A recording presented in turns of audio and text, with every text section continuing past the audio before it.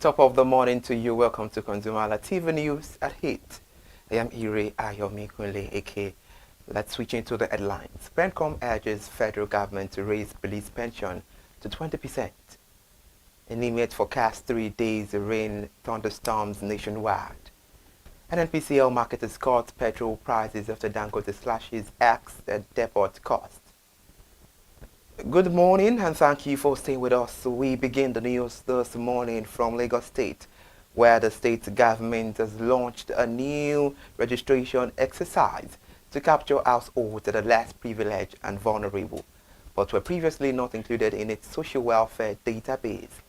This initiative is part of the state's ongoing efforts to reduce poverty and strengthen social protection programs across the state. The registration, which commenced at a Jibola Community Development Area in Ikosi, Isheri, Local Council Development Area, Koshofe Local Government, is being coordinated by the Ministry of Economic Planning and Budget under the supervision of Commissioner Rokwe George, the Director of the Social Protection Coordinating Department, and Mrs. Oluwakemi Adediji, who was represented by the Permanent Secretary, Mrs. Olayinka Ojo. While speaking at the flag-off event, reaffirmed the state government commitment to reaching those in genuine need, and expressed further that this registration is a key step in achieving the goal of targeted support for poor and vulnerable households, noting that the exercise would help identify those who may have been excluded in earlier phases. The chairman of Ajibola Community Development Association, Alaja Rikawe Adewale, commended Governor Babajide Sanwo-Olu for the administration's sustained focus on social protection. It described the program as one of the visible dividends of democracy and urged officials to convey the community appreciation for the initiative, which drew large participation from residents, and the exercise built upon the ongoing integration of the Lagos State Single Social Register with the National Identification Number, which began on April the 9th, 2025, across all 57 local government areas of the state. Let's move forward to the Nigerian Communications Commission, NCC, where the Commission have disclosed that its decision to return to market-driven pricing in the telecommunications sector spurred over $1 billion in infrastructure investment in 2025. Executive Vice Chairman of the NCC, Aminu Maida, said this during an interactive session with journalists in Lagos State on Friday, where he explained that the policy shift introduced in January and February 2025 allowed mobile network operators to adjust tariff by up to 50% after nearly a decade of stagnant pricing. Aminu Maida said the move restored investor confidence in the sector and reversed a trend of underinvestment that had slowed network growth and service quality improvement. According to him, the imbalance is the value chain, where though companies can adjust prices annually for inflation and exchange rate, but mobile and network operators cannot, as discourage new investment. Now let's talk weather forecast and safety matters here, as the Nigerian Meteorological Agency NIMET has predicted rain and thunderstorms across the country from Sunday, August 17th to Tuesday, August the 19th.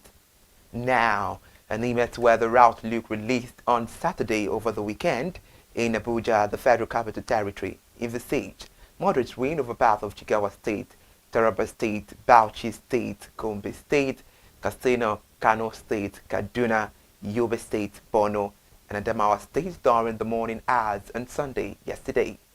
The agency also forecast thunderstorms with moderate rains over parts of states like Zamfara State, Jigawa State, Kano State, Katsina State, Kaduna State, Bauchi State, Gombe State, Sokoto State, Kebbi, Yobe, Borno State, Adamawa, and Taraba State later in the day.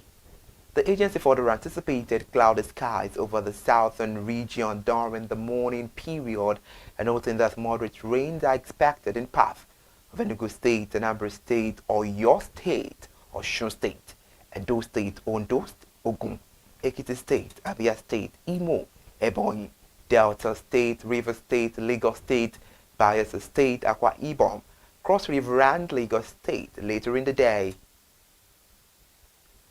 Over the NIMES forecast, let's ensure we do everything possible to avoid flood disaster. And let us stay safe out there. Away from that, the Nigerian National Petroleum Company Limited, NNPCL, and other marketers have reduced the pump prices of petrol following Dangote's petroleum refineries cut in ex-depot price from as high as 950 naira per litre on Tuesday last week.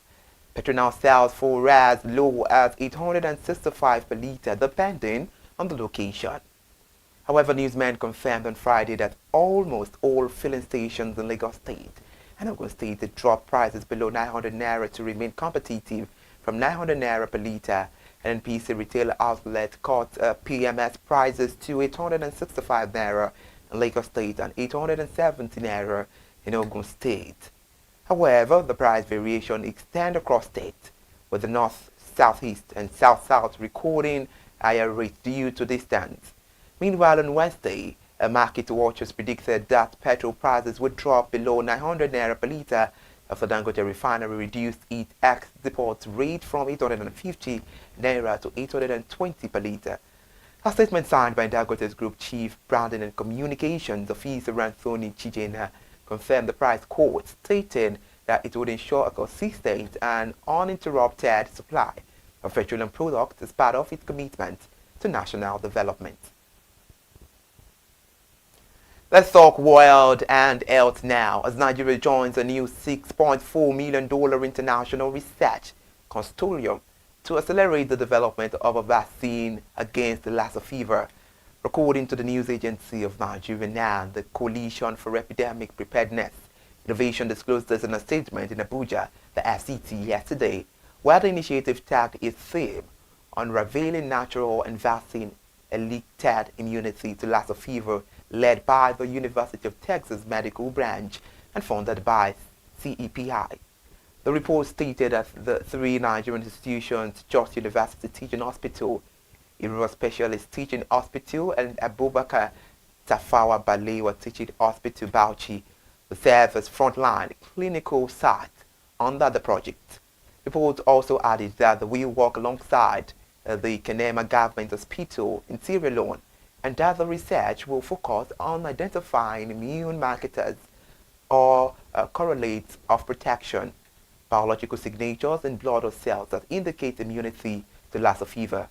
However, some experts said that the breakthrough could enable vaccine makers to measure protection through laboratory tests rather than lengthy clinical trials, thereby fast-tracking vaccine delivery to affected communities. Well then, thank you so much for still staying with us. Let's move over now to PENCOM. The National Pension Commission has urged the federal government to increase its pension contribution for police officers from 10 to 20% and raise their monthly pensions to 75% of the final salary before retirement. This update follows a statement released by PENCOM on Thursday, where the Director General, Mr. Molola Oluworaran, made the call during a visit to the Inspector General of Police, Kayode Egbetokun, at Force Headquarters, Abuja, the FCT. This visit followed the previous protest by retired police officers who decried poor welfare and demanded exit from the contributory pension scheme. Among the reforms, PENCOM is now proposing a health insurance scheme for retirees, raising monthly pensions to 75% of a police officer's final salary before retirement, expanding the retirement resettlement fund, and overhauling the police pension structure. She also urged the federal government to raise its pension contribution for police officers from 10 to 20%, which would substantially boost retirement savings. That's quite impressive. Now the Federal Inland Revenue Service has extended its deadline for firms to onboard and transition to the national e-invoicing solution by 3 months. Chief of Staff to FIRS Executive Chairman Mr. Tayo Kolyosho disclosed this in Lagos State, a 2-day e-invoice post-go-live workshop. Tayo Kolyosho was represented by the Director Change Management at FIRS, Emmanuel Iza said. The agency has made significant progress since the e-invoicing solution for large taxpayers that officially went live on the 1st of August 2025, adding that the extension is not intended as an opportunity for delay, but rather as a crucial change for all stakeholders to complete integration test transmissions and resolve and system readiness issues well ahead of enforcement. To press the news further, Tayo Kolusho showed further that FIRS is committed to supporting taxpayers through this extended period by offering a technical help desk services, organizing sector-specific engagement sessions, and fostering collaboration with designated service providers to expedite integration timelines. And he also said the success of this initiative is seen as dependent on the mutual trust and cooperation among the FIRS taxpayers, consultants, and technology partners. Let's bring you business news now. With outstanding obligations of $18.2 billion as of 30th of June 2025, Nigeria has retained its position as the third largest debtor to the World Bank International Development Association. This marks a rise from $16.5 billion in June 2024, representing a $1.7 billion or roughly 10.3% increase within 1 year. The latest figures from the IDA financial statement shows that Nigeria's first climbed to third place in 2024, up from its previous position as the fourth largest borrower in 2023, and has maintained its ranking into 2025. The IDA is the concessional lending arm of the World Bank Group, offering low interest or interest-free loans and grants to the world's poorest countries. Now, the debt owed to the IDA typically comes with long maturities and generous grace period, but the growing balances highlight both the scale of Nigeria's financing needs and the degree of its reliance on concessional funding. Meanwhile, during the fiscal year from July 2023 to June 2024, Nigeria received at least $2.2 billion in new loans from the IDA. Now this means that a total of $3.9 billion IDA loans have been disbursed to Nigeria in 2 years, between June 2023 and June 2025, under the led administration of President Bola Ahmed Tinubu.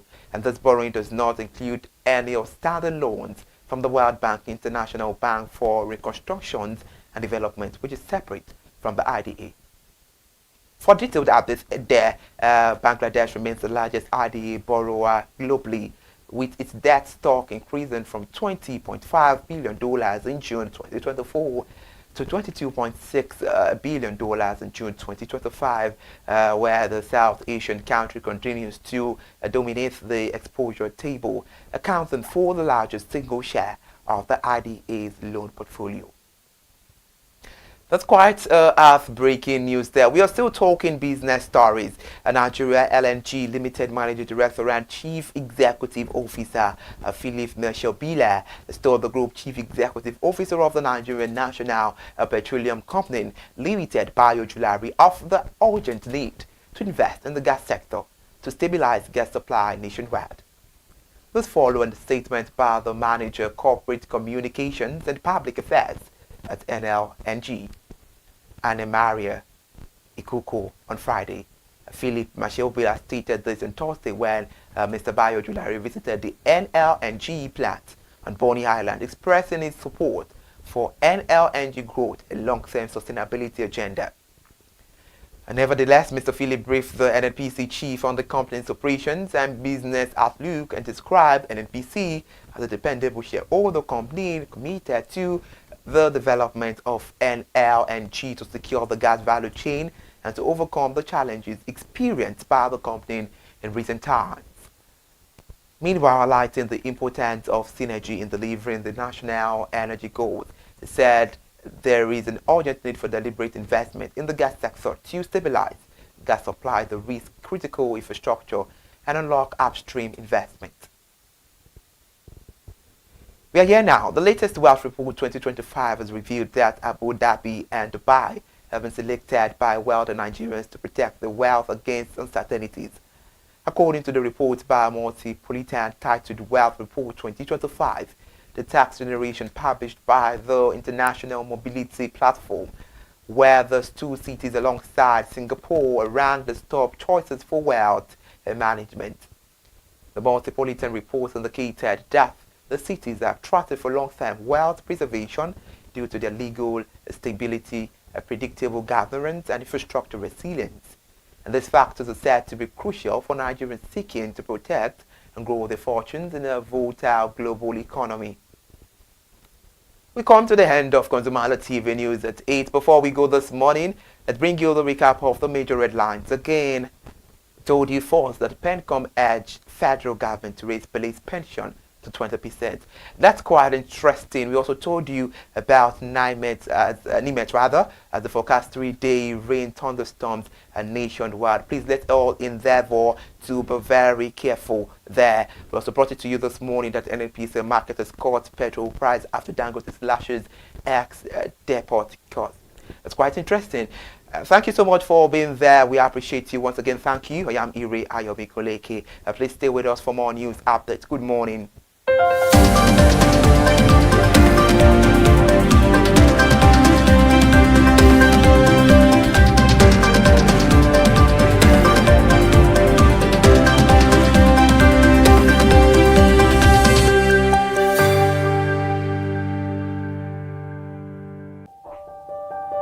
Hey there, do you know in the world today, everyone is a consumer, and as consumers, we all have the right to be heard. In Nigeria today, as a consumer, you have all right to product information, right to fair pricing, right to return goods, right to product labeling, right to fair dealings, and a lot more. Well then, have you heard about the new media channel? ConsumerHallaTV. ConsumerHallaTV. ConsumerHallaTV. At ConsumerHallaTV, our goal is to inform and educate consumers in Nigeria with insightful news alongside development within the fast-paced world of consumers through well-researched, specialized, and analytical content. Our vision at ConsumerHallaTV is to create an engaging platform that provides right connections for meaningful brands in Nigeria, thus creating a more caring world for consumers where business thrive. And guess what? Our Consumer Halla brand is the first consumer complaint resolution portal in Nigeria, powered by a 72-hour feedback mechanism. We offer consumer advocacy, informative talk shows, branding promotions, advertising, and lots more. Connect with us via our YouTube channel at ConsumerHallaTV. Follow us on our Facebook page, ConsumerHallaTV, our Instagram page, ConsumerHallaTV, and do well to subscribe to our YouTube channel. Subscription is free. ConsumerHallaTV. At ConsumerHallaTV, you deserve to be heard. At ConsumerHallaTV, you deserve to be heard. Hey there, do you know in the world today, everyone is a consumer, and as consumers, we all have the right to be heard.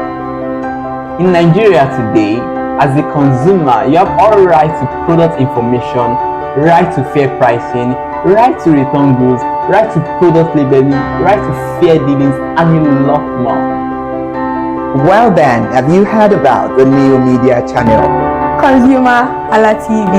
ConsumerHallaTV. ConsumerHallaTV. At ConsumerHallaTV, our goal is to inform and educate consumers in Nigeria with insightful news alongside development within the fast-paced world of consumers through well-researched, specialized, and analytical content. Our vision at ConsumerHallaTV is to create an engaging platform that provides right connections for meaningful brands in Nigeria, thus creating a more caring world for consumers where business thrive. And guess what? Our Consumer Halla brand is the first consumer complaint resolution portal in Nigeria, powered by a 72-hour feedback mechanism. We offer consumer advocacy, informative talk shows, branding promotions, advertising, and lots more. Connect with us via our YouTube channel at ConsumerHallaTV. Follow us on our Facebook page, ConsumerHallaTV, our Instagram page, ConsumerHallaTV, and do well to subscribe to our YouTube channel. Subscription is free. ConsumerHallaTV. At ConsumerHallaTV, you deserve to be heard. At ConsumerHallaTV, you deserve to be heard. Hey there. My name is Tunde Olufowora, and I'm the CEO of Bandai Communications. We are what we call the publisher or the owner of the new initiative called ConsumerHallaTV. ConsumerHallaTV is actually Nigeria's first consumer-centered, or called a consumer-centric television platform that aims to bring voice to the over 220 million Nigerians. It was a vision that came to my heart about 10 years ago. I remember that I was traveling. I traveled out of the country, on airline, and I had this unpleasant experience. It was a trip to an African country from Nigeria, and I actually went with a local flight from Nigeria. I wouldn't want to mention the name of the airline, and then it was to South Africa, and we landed in South Africa, and let me just paraphrase it.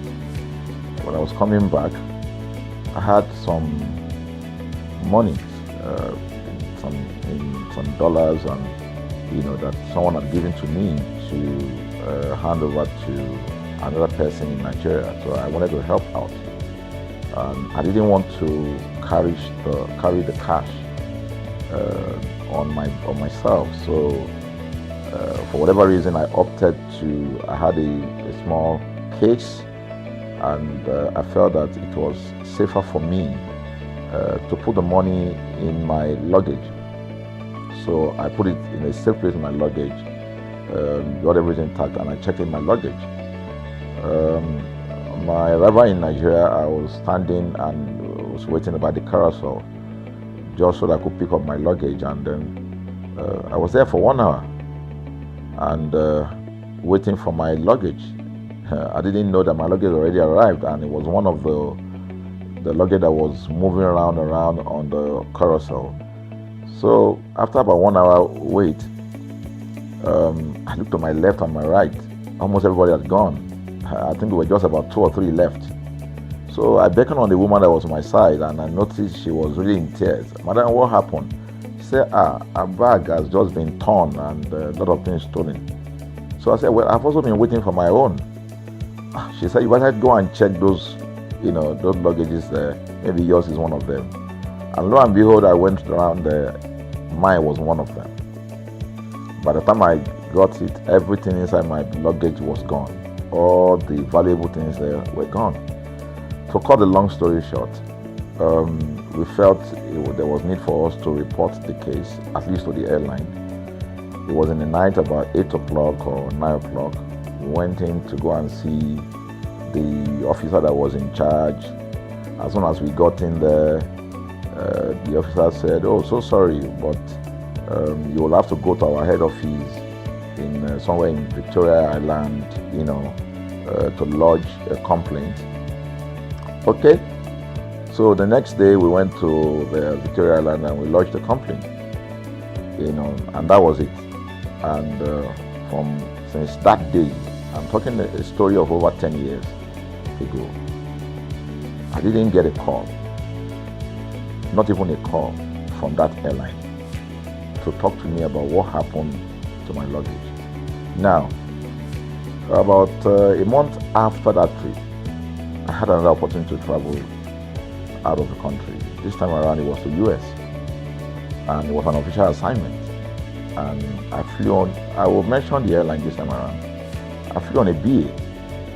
I really didn't like BA. I usually go with Virgin Atlantic and things like that. But my protocol officer convinced me and said, "Okay, you will love BA. Why don't you go on BA?" Anyway, so I went on BA to US. And of course, on our return from US to Nigeria, we had to do, of course, there'll be like a connecting flight, from Heathrow. So we got into London Heathrow, and then because it was through Heathrow that we went, and then so they changed since it was BA, they changed the aircraft this time around to a bigger one. I mean, clearly because there were more Nigerians, or more people that were planning to come to Nigeria, and then we boarded.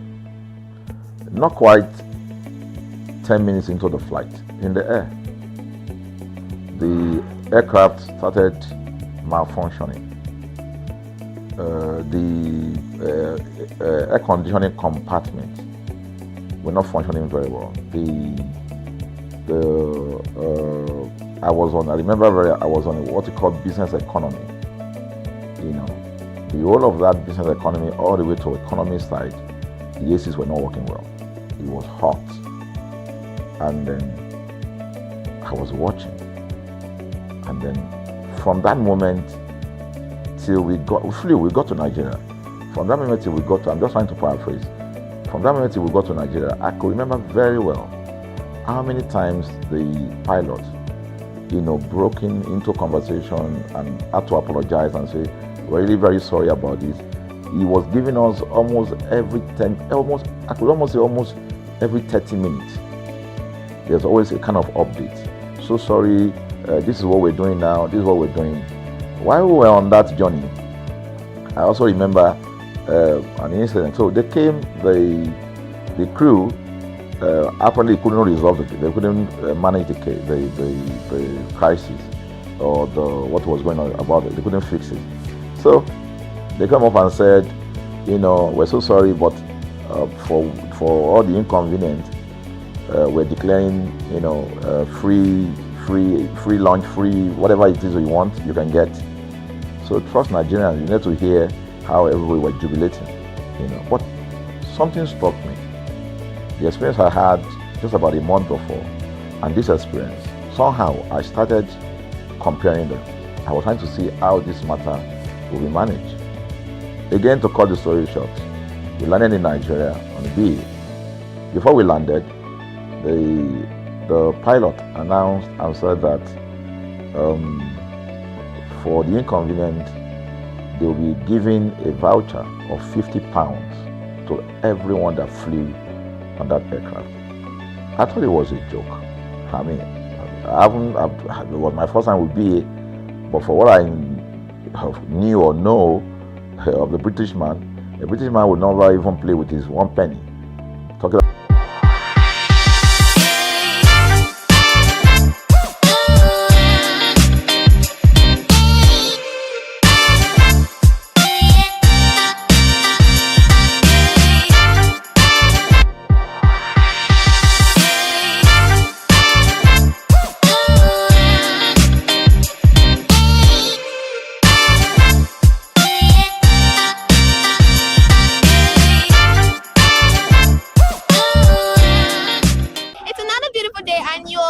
to another beautiful episode of Market Today on ConsumerHallaTV. I am Matilda Omenai. As you already know, Market Today is a show where we'll be visiting different markets across Nigeria to check, track, and compare the prices of different things that they sell in that market. A few episodes ago, we visited Tejo Show Market and we got to look and check the different prices of the different clothes that they sell there. And because of that, we are at Iyanopaja Clothes Market to also check and also compare the prices of the clothes they have here with the ones they have at Tejo Show. So come with me as we explore this market.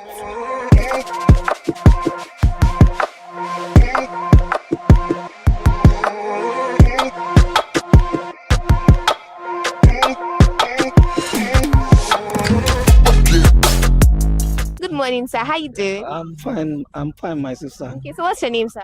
My name is Chibueze Hualo. Okay, so what do you sell in this market?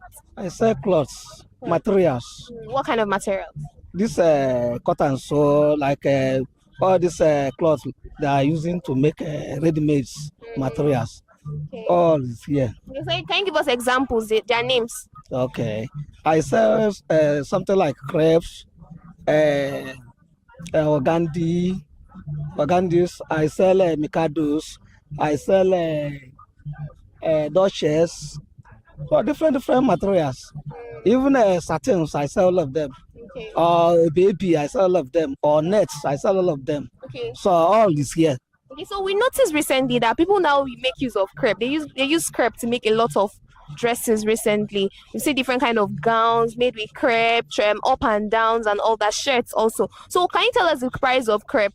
Yeah, we are selling crepe 2,000 and we are selling some 1,500. You know, it is quality by quality. Okay. All is not the same quality. So there are different type of crepe material. Yeah, right. Yeah, we sell. There is soft crepe and the thick one. So the thick one we sell it 2,000 a yard. So soft one we sell it 1,500 a yard. Okay. Soft one is 1,500. Yeah, yeah. Okay. So how has business been since the beginning of this year? You know, the business is so dull because of things is too high on the market. That is why. It's not that if things is come down like that, business will move, because you know many things are too high in the market. So people are even focusing on the food stuff than material.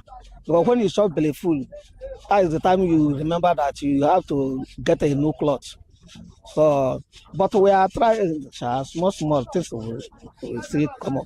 Okay, so now we know that these these materials are what people use to make the already made clothes, the finished products. Let's use finished products. So that's what we see. But we know that it's this particular type of materials that determine the price of those other dresses that are already made. So how can you tell us how has the price been since the beginning of this year?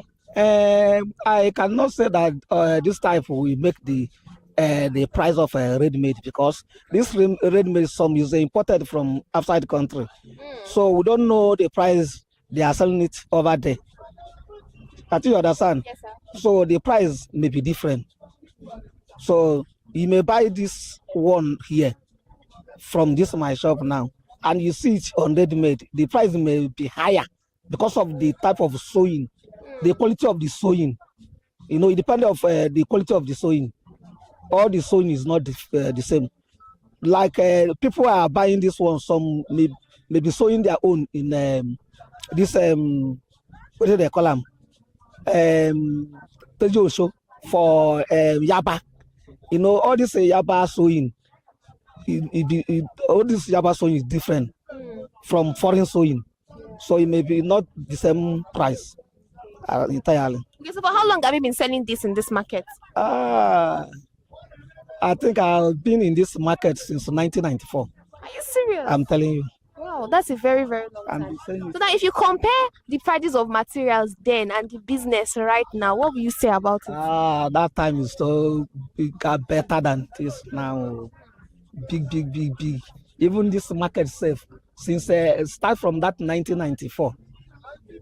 If you will be in this shop, it will be hardly to you to see somebody passing by like this. But now people are full everywhere. But the market is not moving like that time, because things is so costly. And this material is not a food stuff where person you must buy. It's when you eat belly full you look of material. Yes, so that is a problem. So what do you think is making the prices go up? What do you think is making it increase? Okay, you know, since when we are in this business, sometimes increasement of a fuel may cause it, or people that are importing it from outside the country, they already hide their importation, the clearance of the goods in the port. So that is major things we make them cause. When you are importing something, when you import something, and maybe you are clearing it with a 300,000 a container. Now you may be clearing a container for maybe 30 million or something like that. You know, the price will not be the same. Okay. So it means that they are not made in Nigeria. They are not made in Nigeria. For where? They are none of this material is made in Nigeria. Wow. All is imported.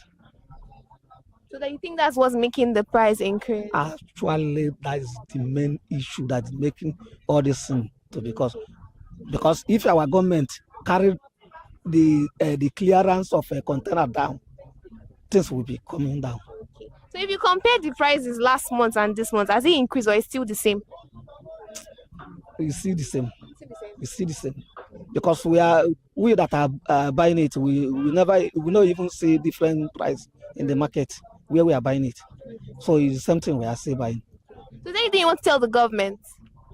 Government is trying, but they're supposed to try more. Because that is what they're supposed to be doing. They're supposed to try more because there is hunger in this country. And when you eat well, you will look for cloth to buy. That is the only thing I want to tell them. All right, thank you very much, sir.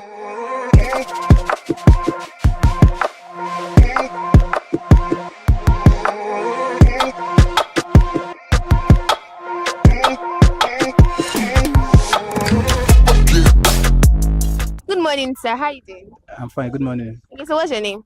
My name is Ebube Chuku. Okay, so what do you sell in this market? I sell women dresses. So are they new or thrift? They are new. Are they Nigerian made or foreign made? It's Nigeria made. Okay, so can you give us like a breakdown of the prices of the different things you sell?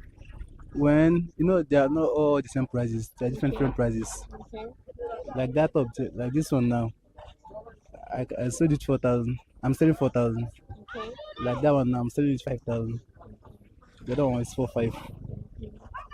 Different prices. Okay, so what's the cheapest clothes anybody can buy from you? The cheapest clothes. Well, I have I have something like this. So how much is it? It's 2,000. That's the cheapest one. But if you want for crop top, I have like cheapest one 1,500. 1,500. Yes. So all these clothes you sell, are they?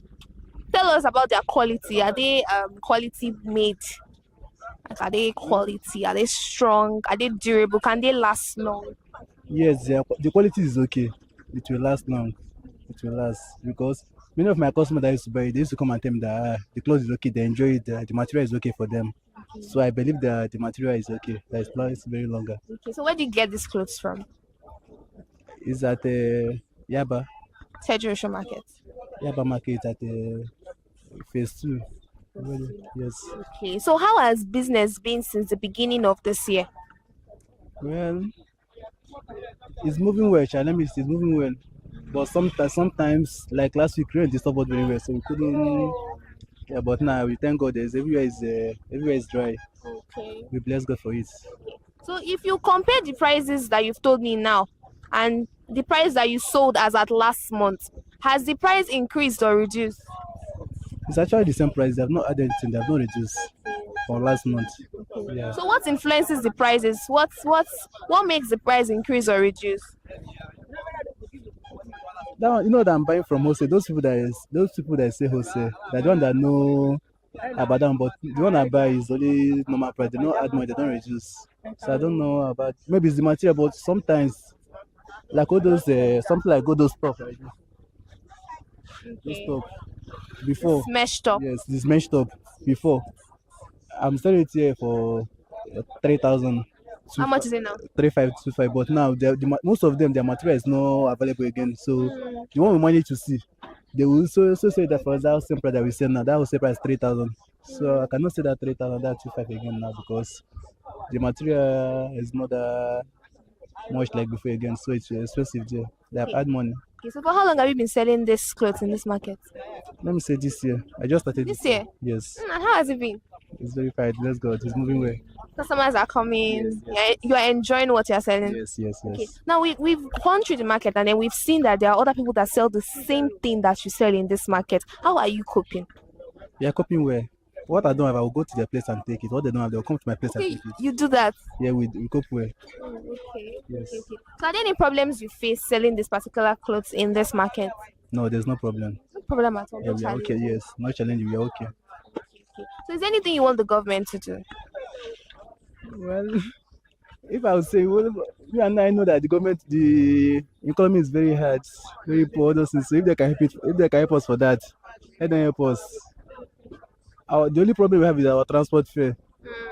Sometimes, at the first time, we are going from Yanakwaja here to Yaba for 700, but now 1,012. That's the problem there. If they can help us to reduce the fuel price so that the transport can be okay like that again, we really appreciate it. All right, thank you very much.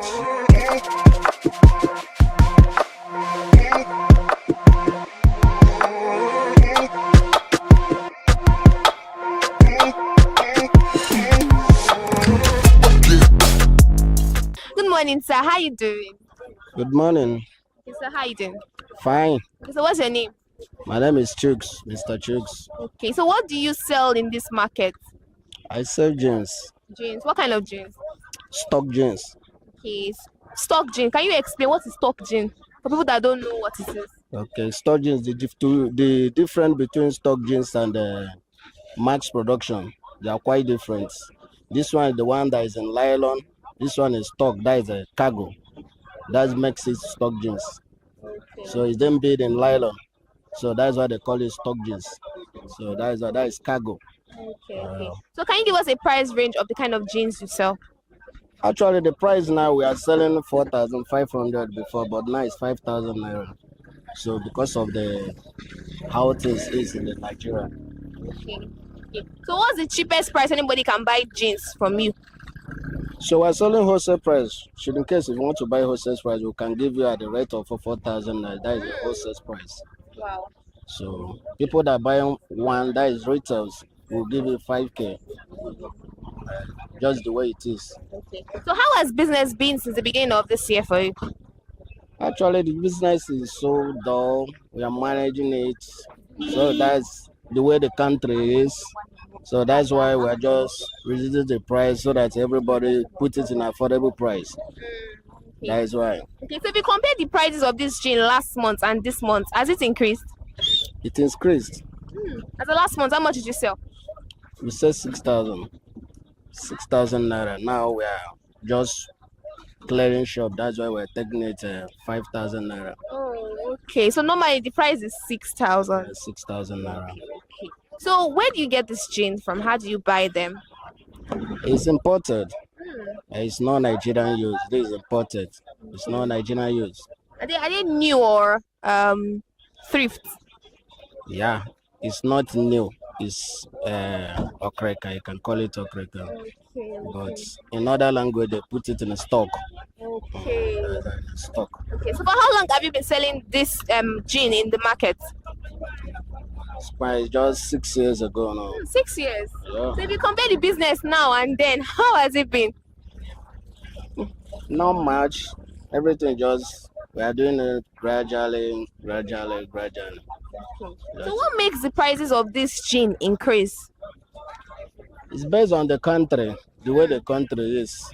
So that is why everything. It's not a matter of it's not only jeans that is cost. It's every damn thing that is the cost now. So based on the way we operate, it's imported. So they import it. So it's not a Nigerian use. So they put the rate and we use it to import it. That's why the price of other things increase. It's not like this before. So are there any problems you face in this market selling this gym? Because we've moved around and then we've seen other people that sell the same thing that you sell in this market. So how are you coping? Well, by the grace we cope. At least we cope very well. So we are managing. No that we can tell you that we are managing ourselves. You said earlier that the business has been slow. So when the business was like booming, it was going very well, like how much do you sell in a day? Like how many jeans do you sell in a day? I can say 15, 10 sometimes. How about now? Now, let's say 10. 10. Yeah. Okay, that's nice. So is there anything you want the government to do? I want them to reduce the price of the tax they are collecting from all those importers. They are doing this. That is what I wanted to reduce the price for them. Because it's them that put the tax. They used to clear it at the wharf. That's what bring all those, make it to be higher price. That's why. All right. So you said something about tax. We know that in different markets that they pay different kind of dues in the market and all that. So do you think that those dues are also contributing to the increase in price of this gin? Exactly. Exactly. The thing contribute to make it to be increased. It's all those things that make it to be increased. Yeah. We all know now that these jeans now, since you told us that they are okrika, do they last long for people? Yeah, if you buy the right one, that's why I call it stock. It's quite different than mass production. So when you buy mass production, so it will lacks like this stock. It's quite different. That is why they call it stock. So it lacks more than mass production. So All right, thank you very much, sir.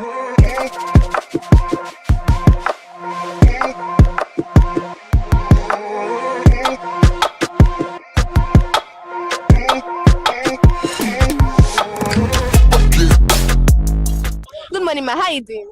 Fine. Okay, so what's your name, ma? Okay, so what do you sell in this market? Orí ìlà Ankara ni mò ń tà àti Guinea. Guinea. Yes, Okay, so can you give us the prices of these things that you sell in this market? Of course now. I can do that. All this Kampala is 4,000 naira. 5 years. Ankara 3,500, 6 years. Guinea 3,500, 6 years. I have 4,000 naira also. 5 years. So Okay. So how has business been since the beginning of this year for you? I manage in Kosoja. Everybody come manage more around there. Just they do it small. So if you compare the prices that you've told me now with last month's price, has it increased? What is the same price you sold as at last month? The same price she need for now.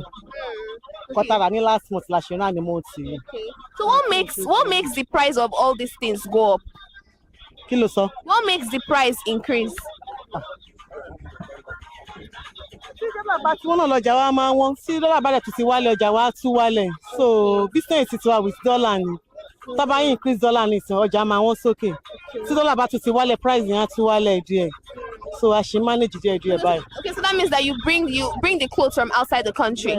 Yes. So the customers still come to buy like before? On try there, Sha. Okay, so for how long have you been selling these materials, Ankara, Kampala, and the rest of this market? It will be 25 years. Are you serious? Of course. Wow. So now if shop for me. Amen. So now if you compare the prices as at when you started selling 25 years ago and now, how is it for you? Yàtọ̀ wà ńbẹ̀ dáadáa. Before àwọn eléyìí sí 2,500 là ń rà tẹ́lẹ̀tẹ́lẹ̀ láti ọjà tá à ń rà 4,000 naira ń sìn. Àwọn tá à ń rà 3,000 naira tẹ́lẹ̀tẹ́lẹ̀ tá à ń rà 3,000 naira ń sìn 2,000 naira 2,200 bá ṣe ń rà tẹ́lẹ̀ ni. But nǹkan ti change since ọjà náà ti wọ́n. Okay, so when the business was still booming like before, like how many do you sell in a day? Ọwọ́ Ọlọ́run nìyẹn wà o, ìgbà míì a máa wá máa tà dáadáa. Ìgbà míì dẹ̀ lélẹ̀ ọjà àtúnṣe bákan à manage díẹ̀ mọ́ra wọn. Ọlọ́run nìkan ló lè judge yẹn. Sí customer bá wọ ọjà á tà. Sí bàdẹ̀ sí customer à manage náà ni.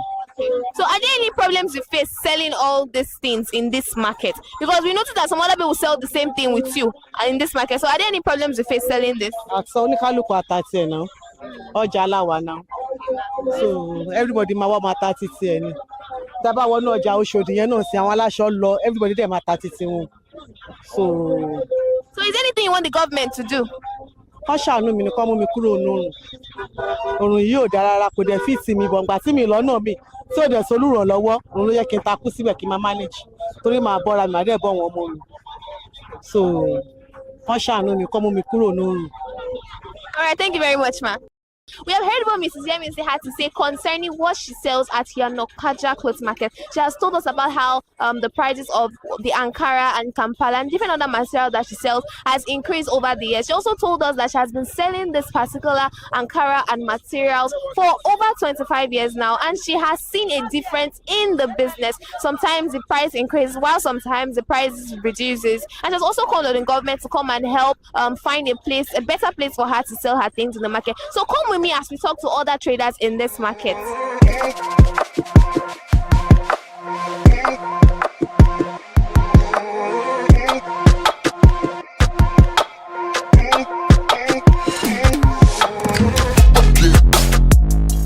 Good morning, sir. How you doing? I'm fine. Okay, so what's your name? My name is Peter. Okay, so what do you sell in this market? I'm selling office wear. What kind of office wear? Pant trouser. So can you give us a price range of what you sell? I don't have price rates. It depends the customer that come. I have the lowest is 4,350. So, but if you talk with me normal, I'll give you 3,000. So this pant trousers, are they new or they are okroka? Okay. we call it okay. Because if you call it okrika, nobody will value it. We call it okay. That is the name. Okay, so how has business been since the beginning of the year? We are pushing it. It's just like slow, but we are managing. So you gave me a price range at the beginning. You said it depends on whoever comes to buy. Yes. Now the price that you gave me, as of last month, did you sell it at the same price or it has increased? Since last month, I normally increase it according to the way I bought it. If I went to market, I see it increase. I increase my own. I don't have any year that will increase it. It depends what I bought in the market that will increase it. Okay, so what makes the prices increase? Like I don't understand. What makes the price of these things go up? Yeah. It depends the importer that bringing in the market into Nigeria. If they increase for where we are buying it, they will increase it for us. So that is the same. Okay, so but how long have you been selling this in the market? This is almost 4 years now. Wow, 4 years. Yes. Okay, so if you compare that time you started and now, how has the business been since then? That time we are selling it as of when I started the new. We are selling it 700, 500. Wow. So along the line, price change. So and customer was complaining. They even say, "What about before? We are buying it before 700. Why now? We are buying it 4,335." I say, "Is it our country? Is the way we are seeing it." So that is the same. Okay. You know that sometimes when most people hear okay, when they hear that a clothes is okay, they be like they feel like it's probably not quality enough and then it won't last long. So these ones that you sell, are they very good? Do they last long? Are they durable? When you come for okay, we have first grade, we have second, we have third. Depend what customer jam. Because when you come into the market, we see different things. Particular what I'm selling my own is first grade. It's first grade, and I get it like 80%. It will last for you. Wow. Yes. Okay. So now we know that in this market there are other people that sell the same thing that you sell too. So how are you coping? Our people say that any money that came to the market have the owner. Anyone that comes to my own, I take it as my own. So if my neighbor said the same thing, customer come to his own side, that one depends on his own. So my own, I believe my own. So are there any problems you face selling these pant trousers in this market? Sorry? Are there any problems you face selling the pant trousers in this market? No, I have no problem. Okay, so is there anything you want the government to do? I want them to at least to bring the price of import down. Once they are bringing the price of import down, at least it will help us that we are selling. Before, when we are selling it 700, customer was rushing it, but now 3,500, 4,000 is slow. So if government can bring the price down to importer, then importer will bring the price down for us. That is the same. Okay. So now for people that want to buy these pant trousers and want to locate this market, can you describe where your place is in this market for them to locate you? I normally for my own I went to where we called Katangwa or Cotonou. That is two places I used to bought my own. Okay. So if somebody is coming to the market now to buy pant trousers, how can they find you? My name is VIP. That is what they used to know me in market. So if anybody wants to come at Yanapaja market, you ask of VIP. That is my name. All right. Thank you very much, sir.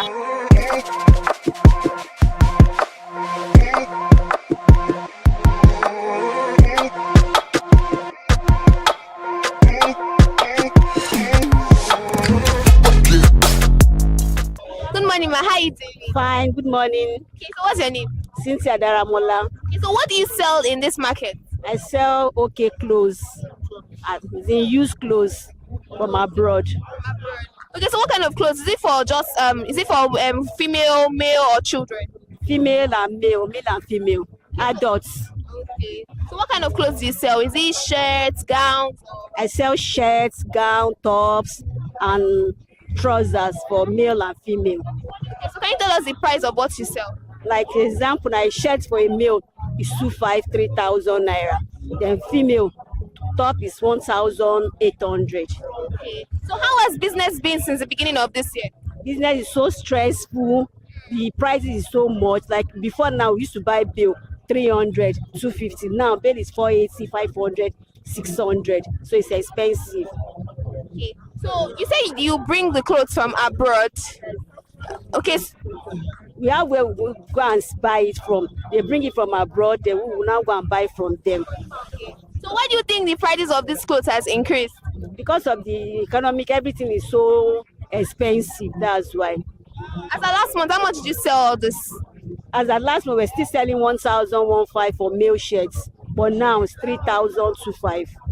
So what are the challenges you face selling these particular things in this market? The challenges is small, Joe. It's so stressful. Before now, people can come to market with 10,000 naira. They will get like 10 shirts. But now, if they come with 10,000, they get only like 3 or 4. Okay, so for how long have you been selling this in this market? Since 2019. 2019. So if you compare the prices of that time when you used to sell at when you started selling at 2019 to now, how has it been? Change. There's a lot of changes there. It's so stressful now. There's changes. So that I used to buy bill 70,000, 80,000 naira. Not like now you buy bill for 480, 500. So when you open a bill now in a day, like how much do you sell? It depends. If the grader come and grade, like we have people to call grader, they'll grade first. If they can grade like 100 pieces at the rate of 2,000 naira, you'll be able to make more money. But sometimes they'll just come, they'll grade 20, 30, and it depends on the bill. Sometimes you can open bill, the bill, we used to call it gold. That things that is said will be very fine. But at times when we open bill, that is not that fine. You just pick few things and they will go. You know now that these clothes are second-hand clothes. So do you think that they are quality enough? They are okay now because to get money now, if you want to buy new one now, you have up to 15 or 20,000 naira. But since you cannot afford that expensive one, you go for the lower price. Okay. So now we've gone through the market and we've seen different people that sell the same thing as you do in this market. So how are you coping with that? We are coping. We can't sit down at home. We manage. That's it. So aside the fact that you have to bring the clothes from outside the country, are there any other things that causes the price to increase? Maybe you have to pay market dues or something. A lot of things. So like here we used to pay dues. We pay for last month, we pay for task force, we pay for Agberu. We used to pay a lot of money. So from that bill, that's where we remove that money from. So when the market was still good, when business was still good, like how much you sell in a day? If the market is very good, that time we can sell up to like 80, 90,000 naira because the bill was cheap. But now that the bill is 600, at times we used to sell 200, 250, depend. So is there anything you want to tell the government to do? A lot of government should help us, so they should bring the tariff down for those imports are bringing those markets. They say the duty they are paying is so much for them.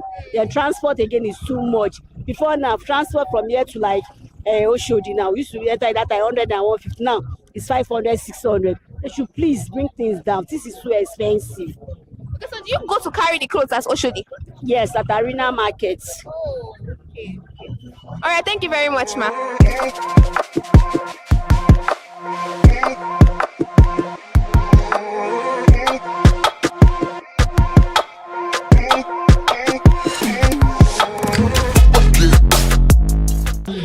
It's still market today and we are still at Yanopaja clothes market. Yes, we have talked to different traders of different clothes and materials in this market. We talked to those that sell Ankaras, those that sell thrift, Okrika, and even brand new clothes. Those that are made in Nigeria and also the ones that are brought from foreign countries. And that is all we have to take on today's episode of Market Today. Until next time, I am Matilda Omenai. Bye for now.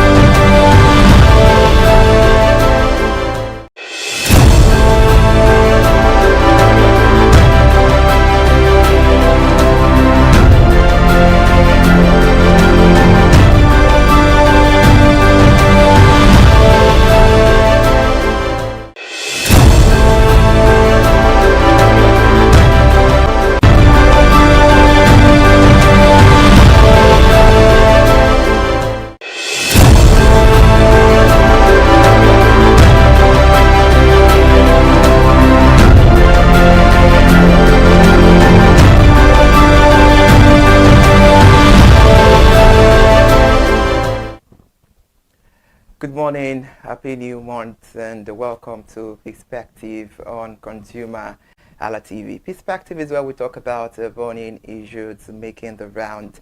And today's edition of Perspective, we'll be reviewing the first half of Nigeria's economic performance. President Bola Ahmed Tinubu marked his 2 years in office in May with mixed reactions to his performance by Nigerians. Two major policy reforms that characterized his administration with an overarching impact on the economy in the last 2 years, which are the removal of oil subsidy and the unification of forex regime. The development immediately led to high manufacturing costs, hyperinflation, and lifestyle adjustment for Nigerians. However, Nigeria's economy performance in the first half of 2025 seemed to have shown positive signs, with gross domestic product growth estimated at 3.7% and a stabilization of the foreign exchange rate. Although inflation remains a challenge, it is equally beginning to show signs of easing, according to recently released data and statistics from the National Bureau of Statistics and the International Monetary Fund, IMF. The NBS released figures and said Nigeria's gross domestic product grew by 3.13% year-on-year in real terms in the first quarter of 2025. The growth also showed a remarkable improvement from the 2.27% growth recorded in the first quarter of 2024 and reflected the continued resilience of the economy underpinned by strong performances in the services and industry sector. The International Monetary Fund has also projected that Nigeria's economy will grow faster than that of the United Kingdom, UK, and several advanced economies in 2025, following an upward revision of the country's gross domestic product growth forecast from 3.0 to 3.4%. The revised projection was contained in the IMF latest World Economic Outlook report released on Tuesday, the 29th of June 2025, and it marks a 0.4 percentage point increase from the fund's April 2025 estimate and places Nigeria ahead of countries like the UK with 1.2%, Germany with figure 0.1%, and Canada with 1.6%, and the United States with 1.9% in terms of expected economic expansion. The report comes on the heels of a rebasing exercise conducted by Nigeria's National Bureau of Statistics, NBS, which updated the country's GDP to 372.8 trillion, equivalent to $243 billion in 2024, from 314.02 trillion in the previous year. However, the recalculation was attributed to the inclusion of a broader range of informal sector activities. Despite the upward revision, however, Nigeria remains the fourth largest economy in Africa, behind South Africa, Egypt, and Algeria. Some positive development in the economy first half of this year 2025 include the gross domestic product growth of 3.7% compared with 3.40% as of June 2024. The exchange rate, however, stability following the adoption of the unified exchange rate between the official and parallel market, moderating inflation from 34.3%, that is 34.3% in March, to 22.97% in June, and the increased crude oil production to over 1.5 million barrels per day as at June. The ICT and manufacturing sectors have equally shown strong growth, while the Nigerian market have thereby sustained a bullish path for the past 6 months. The Nigeria exchange was reported to have gained 22.14 trillion in market capitalization in the first half of 2025, pushing its valuation to 85.46 trillion, driven by investor confidence, strengthened amid macroeconomic conditions and corporate performance. And now to talk today about this development and more insight, join me as I welcome Mrs. Matilda Ade Falujo. She's an investment research analyst of Meristem Securities Limited. Good morning, Mrs. Matilda. Mrs. Matilda, good morning. Okay. Good morning, Mrs. Good morning. Matilda. Thank you for having me. Can you hear me? Yeah, I can hear you loud and clear. Good Good morning, and morning. thanks for being here this morning. Thank you for having me and happy new one. Happy New Month. I was about saying that. And also on the program this morning, let's welcome Mrs. Dumebi Oluwole. She is a senior economist at TIERS. It's a pleasure to have you, Mrs. Dumebi Oluwole. Good morning. Good morning. Good morning. Thank you for Uh, having me and happy new month as well. Happy New Month. Happy New Month. Okay, on the program today, I have combination of beauty and brain, and of course, we have to just explore it out. Women of valor on the program. Without wasting so much of our time this morning, let's get on to the conversation this beautiful morning. Starting with you both, how will you assess the current economic development in Nigeria in the last 2 years? Okay, I can start off and then Matilda will continue from there. I would say it's been a period of obviously reforms and more importantly, a significant shift in the Nigerian economy from where we're coming from some 8, 10 years ago and today. So there has been a very stark difference in certain economic structures, starting from the foreign exchange markets to the downstream petroleum sector to the central bank as well. So there has been a lot of change, and we're seeing a lot more positive responses from the international community regarding some of the necessary changes that Nigeria has made. In terms of the consumer aspect, we do know that some of these changes have been very painful. And so we've seen a huge change or huge spike in commodity prices. That have impacted, household income, living standards. So I'll say pretty much there has been a lot of, change in Nigeria's economic structure, and we're in a period of, again, change, reforms, just before we get into that point of, economic stability and then transformation. Mm. All right. Okay. Interesting one there. Mrs. Maltida, are you in? What's your take about what Mrs. Dumebi just said? Are you I aligning mean, with her? just like she has said, I think that in the last 2 years, we've mostly had something I'll call a necessary reset, where, although painful, so many reforms have been undertaken. We've seen removal of fuel subsidy, we've seen even tighter monetary policy, stance by the monetary authorities, floating of the naira, different things that, initially and also to the consumers, they felt painful. They felt like they squeezed the wallet. But just like you maybe said, they are necessary. They are they are necessary. I would say actions that are needed to stabilize macro fundamentals. Um, we also saw inflation, increase, spiked so much, and food inflation also hits like very painful levels. And you see it in the day to day. Market prices have doubled, transport fares have jumped, as a result of these different reforms. But I think that it's just a necessary step to where we ought to be, or where we are trying to get to in terms of stability. So yeah, I believe that we still have a long way to go in terms of ensuring that all of these different actions culminate now into something that is visible and I would say enjoyable by the consumers at the end of the day. Mm. Right. That's also an interesting one. Now let me turn to Mrs. Dumebi Oduwole. The IMF recently increased the economic outlook of Nigeria. What will be the implications of these for Nigerians at large? Mrs. Dumebi, over to you now.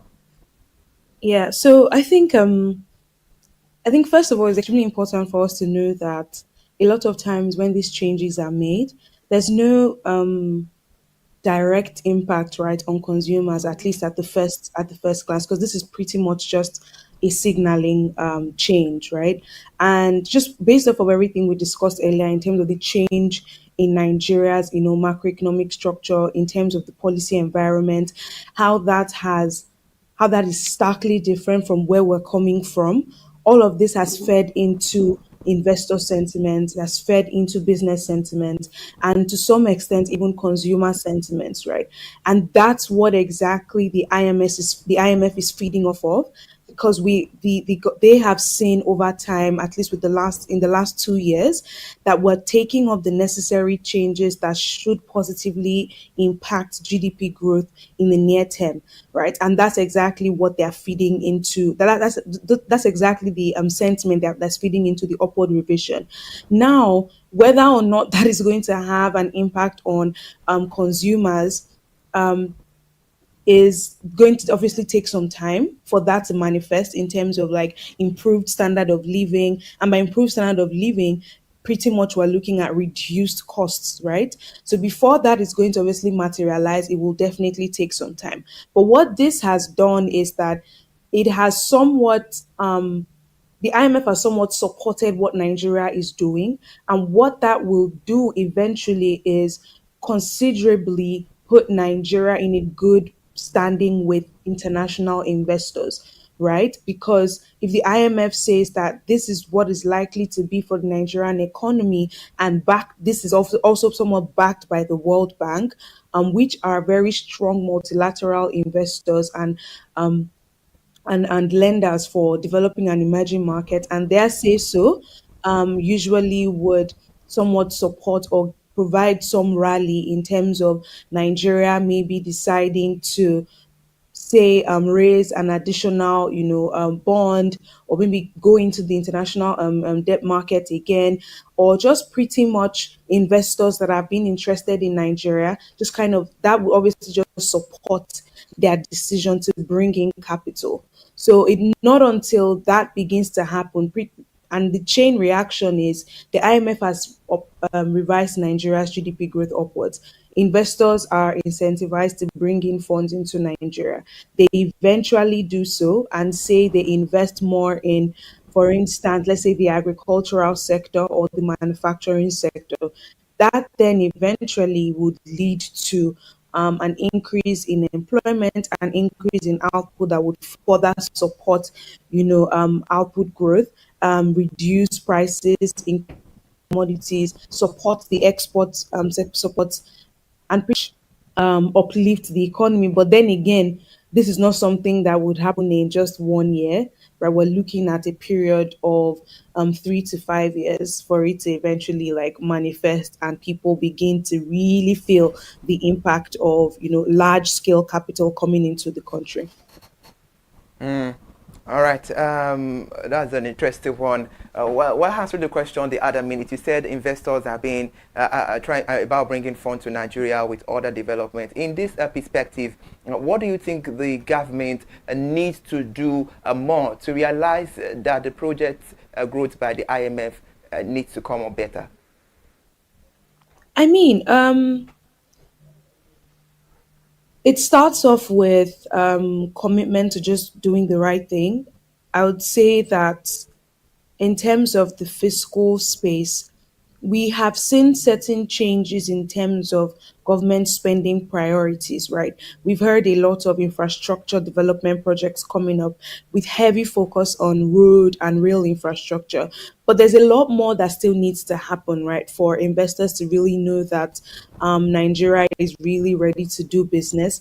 But that does not sideline the fact that, in terms of policy signaling, we're somewhat doing the right things. A very good example is the recent tax reforms that was signed into law. That alone is a very good signal for investors to bring in capital, right? Supported by what the IMF is now doing, saying that, oh, Nigeria's GDP is going to expand. And then before the IMF even said that, there was an upward revision from one of the credit rating agencies. And putting all of that together, that just signals to investors that, Nigeria is somewhat getting into the game again. And for the government, I will say number one, just to keep ensuring that number one, the policy environment is stable and to some extent predictable. Number two, they prioritize sectors that are going to uplift people from poverty and eventually support strong, food supply, support strong output growth, and eventually, continually boost Nigeria's GDP. And what these sectors really look like are agriculture, manufacturing, and to some extent technology, right?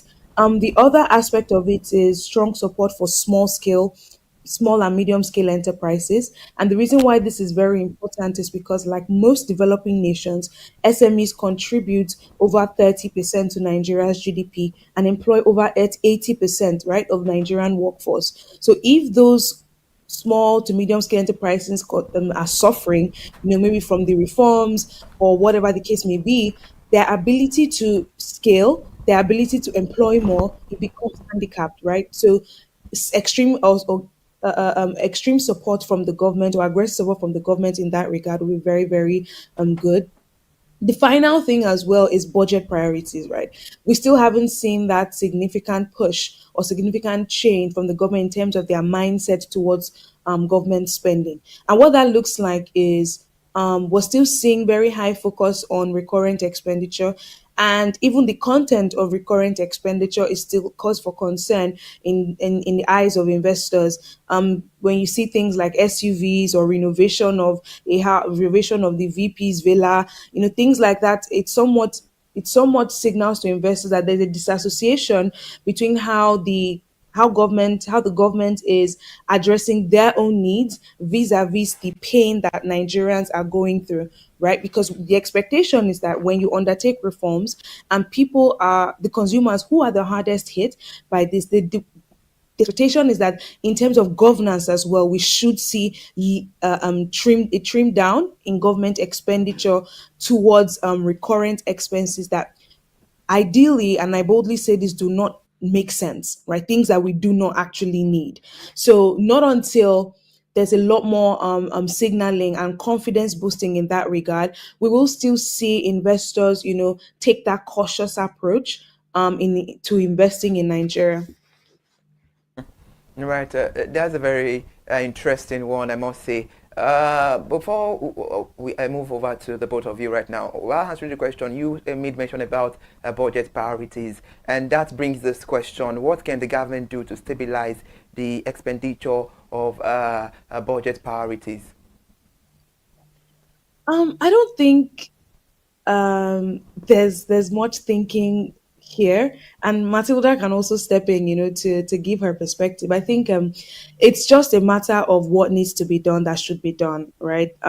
If we're going to rip the band-aid off when it comes to reforms and pretty much just say this has to be done, then I don't think it's a question of how they should think about prioritizing their budget. There are things that need to be done in the Nigerian economy today.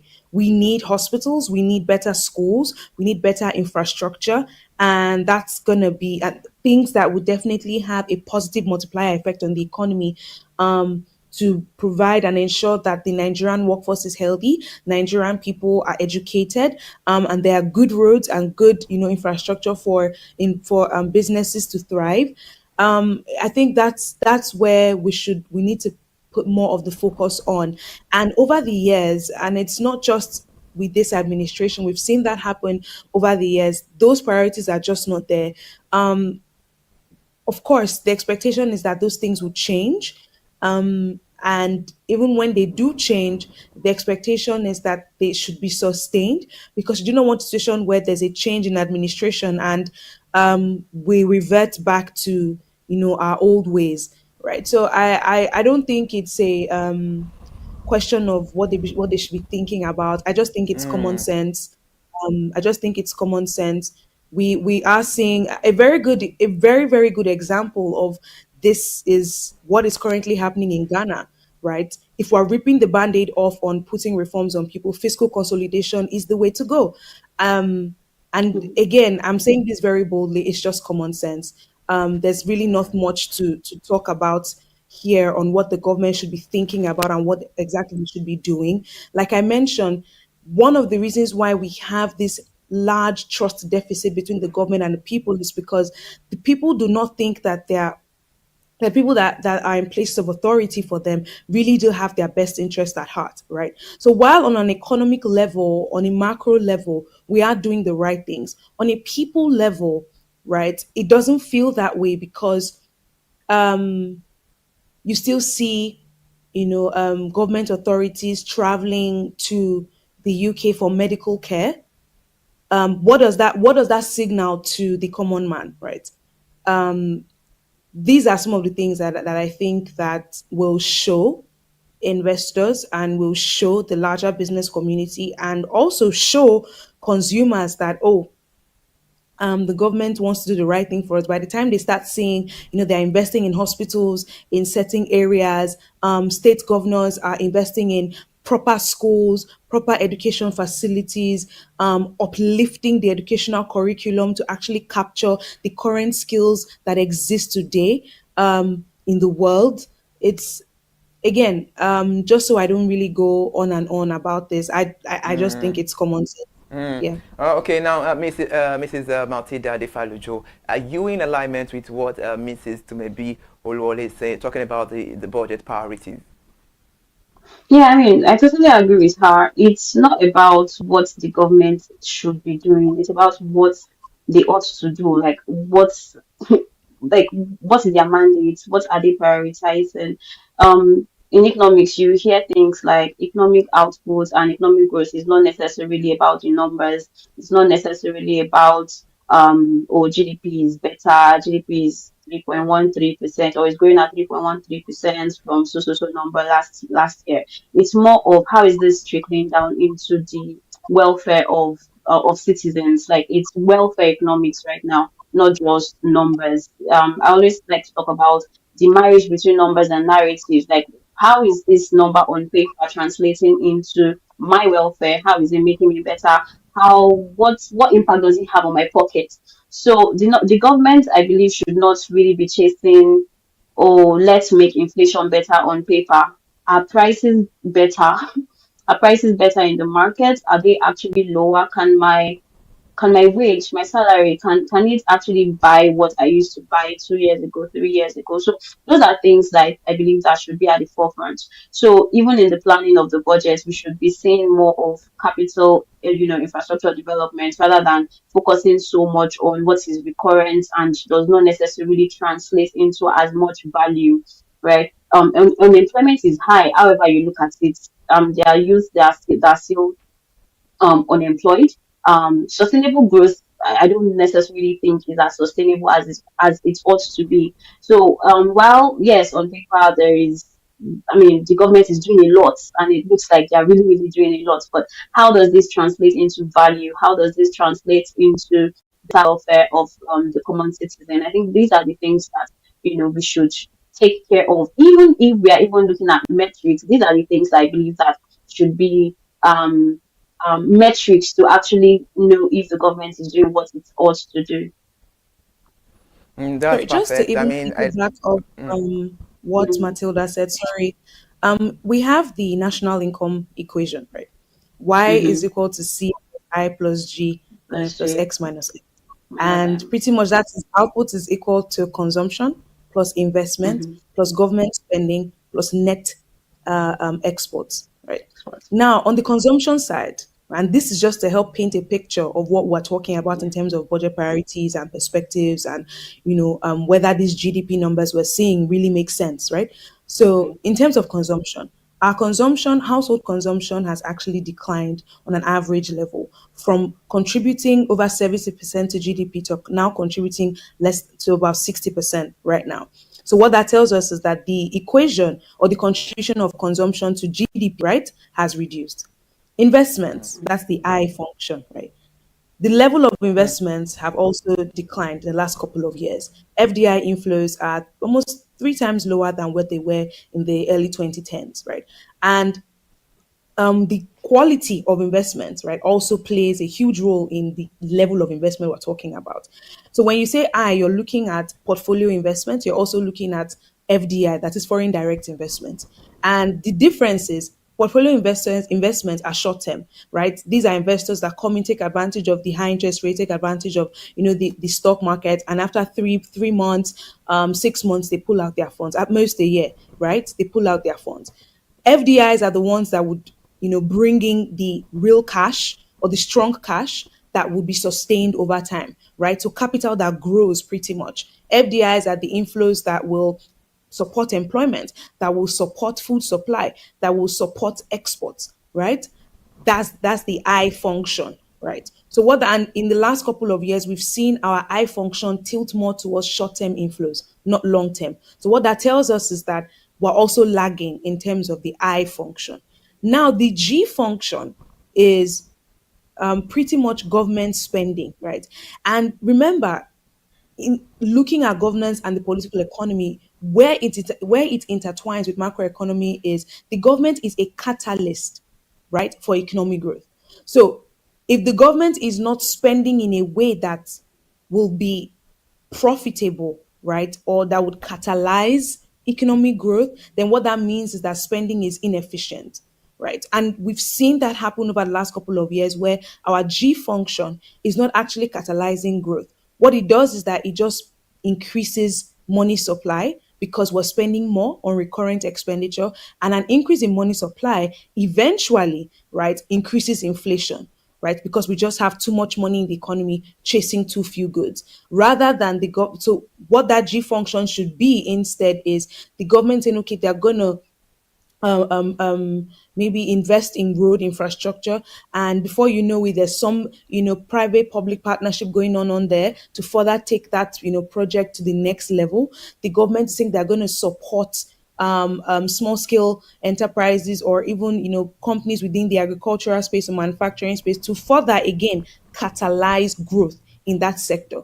So we haven't seen that ideology manifest in government spending, right? So that's why this conversation around budget priorities is extremely important because, again, government spending should be a catalyst to further nudge the I function. Remember the stable I function, FDIs, right? To improve, Mm. their capital to the economy. So if the G function is not in the Gen Z language, if it's not giving, if it's not functioning, right? Necessarily, you can't necessarily expect the I function to come in well. You will see more of the Mm. short term coming in because they are responding to how the government is spending, right? And all two of them, the I function and the G function, determine how well the C function will perform. Yeah. That's perfect. With your analysis, that shows that just like Mrs. Maltida Adifa Lujo said the other time, that it's about welfare economics, not just numbers. That's a brilliant one. With the positive economic outlook, now Mrs. Maltida Adifa Lujo, with the positive economic outlook as presented by the indices and the current level of economic well-being of Nigerians, what do you think is the missing link at the moment and we need to get on and act on right now, immediately? No, I think that's even in the midst of our conversation, we've kind of alluded to it. So I think the missing link here is, I would say, inclusion. I mean, when in terms of stabilization, trying to control on paper inflation, trying to improve investor sentiment, we've been able to achieve some level of stability with that. But now, how is that translating into how does it bring everybody? What we need now mostly is inclusive growth, which I do not think that we've necessarily got into. When you let's even do a survey. Let's assume that we go to say a Sabo market or a Mount 12 or Ingo market, and you ask them how food prices are actually, faring, how they've been trading. They'll always tell you, oh, dollar is dollar is now much more expensive, and that's the reason orange is now more expensive. So it's not, again, it's really not about, yeah, we are trying. The government, I would not even try to downplay their efforts. They are trying, but just like you maybe said, if the government continues to spend on things that do not translate into inclusive growth, we would just be increasing money supply. We will just be doing things. And again, you have to also remember that these foreign investors, the FDIs that we are trying to attract, they are able to see beyond what is on the surface. They do the analysis too. They have people in Nigeria, they have, representatives that actually do the analysis and are able to tell that, oh yeah, inflation is currently 22.22%, but what is the actual, what is it really, right? Your exchange rate has been the exchange rate has been trading between a bound of 1,500 naira per dollar and 1,600, and there's been some. I mean, that's been relatively stable, but then how sustainable is that? So again, we don't need hot money. We don't need more of FPIs. What we need to attract more of is FDIs to ensure that there is ample inflow into our external reserves, which would also help the monetary authorities to better stabilize our exchange rates and ensure that we are as attractive as we ought to be. Then there is also how productive are we? It's not just, oh yes, we are attracting FDIs, even FPIs, but what's our production level like? Is the government supporting business environments, that would ensure that people are able to actually produce and sell at reflective and competitive market prices. And even when investors come into Nigeria to invest or to even set up shop here, would we have issues of, oh, repatriation, you cannot get your money out at this particular point in time? All of this gets really discouraging. So yes, again, while we are trying so hard to ensure that the numbers are right, there's rebasing going on here and there, rebasing of the GDP, rebasing of inflation, to ensure that the optics are better.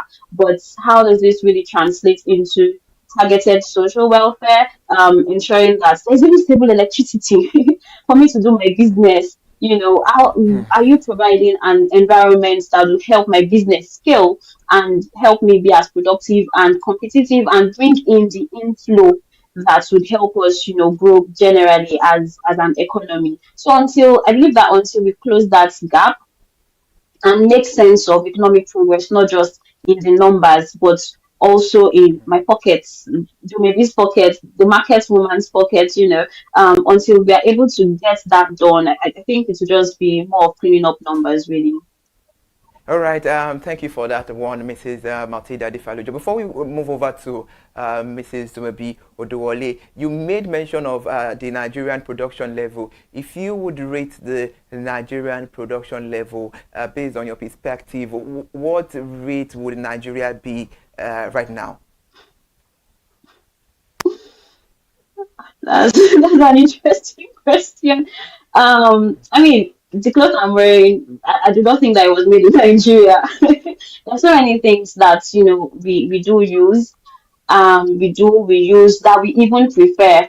That I'm mostly, oh, I want to buy from Shein, or I want to order from international outlets. So in terms of production, we still have a long way to go in terms of ensuring that um, quality matches what is what would help producers even break even. So because what you see is that most producers are trying to ensure that, oh, can how much of quality can we compromise on to ensure that at least we're able to break even, or oh, what is if I produce this, or if we make this locally, how do we now make it so I think there is that mismatch between what the average Nigerian prefers versus what we are able to produce and at what price and at what rates we're able to sell it right in Nigeria. So in terms of production, if I am to rate it out of five, I would say two. I'll say two, right? Mm, So and mm. it's not because we do not have, or Is it's it not 2 because over we are not 10 even or 2 as over 100? 2/5. Is it 2 No, I over said 10? 2/5. Out of five. Out of Okay. five. Out of five. Mm. Yeah, because I mean you have different factors to consider: the technical know-how, the raw materials. A lot of the raw materials are, of course, going to be sourced from abroad because you want to ensure that it is, I mean, the output has, good quality. So we need to focus a lot more on backward integration rather, such that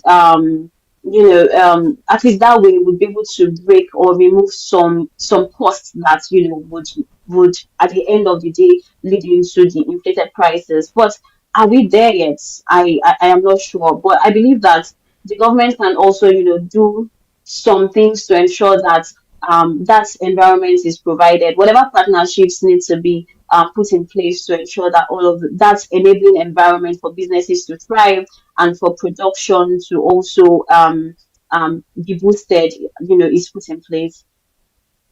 Brilliant and fantastic. Now let's move over to Mrs. Dumobi Oduwole. Looking at the current trend in the petroleum sector, with the falling price in the pump price of fuel, would you say Nigerians have begun to enjoy the benefit of the removal of the oil subsidy?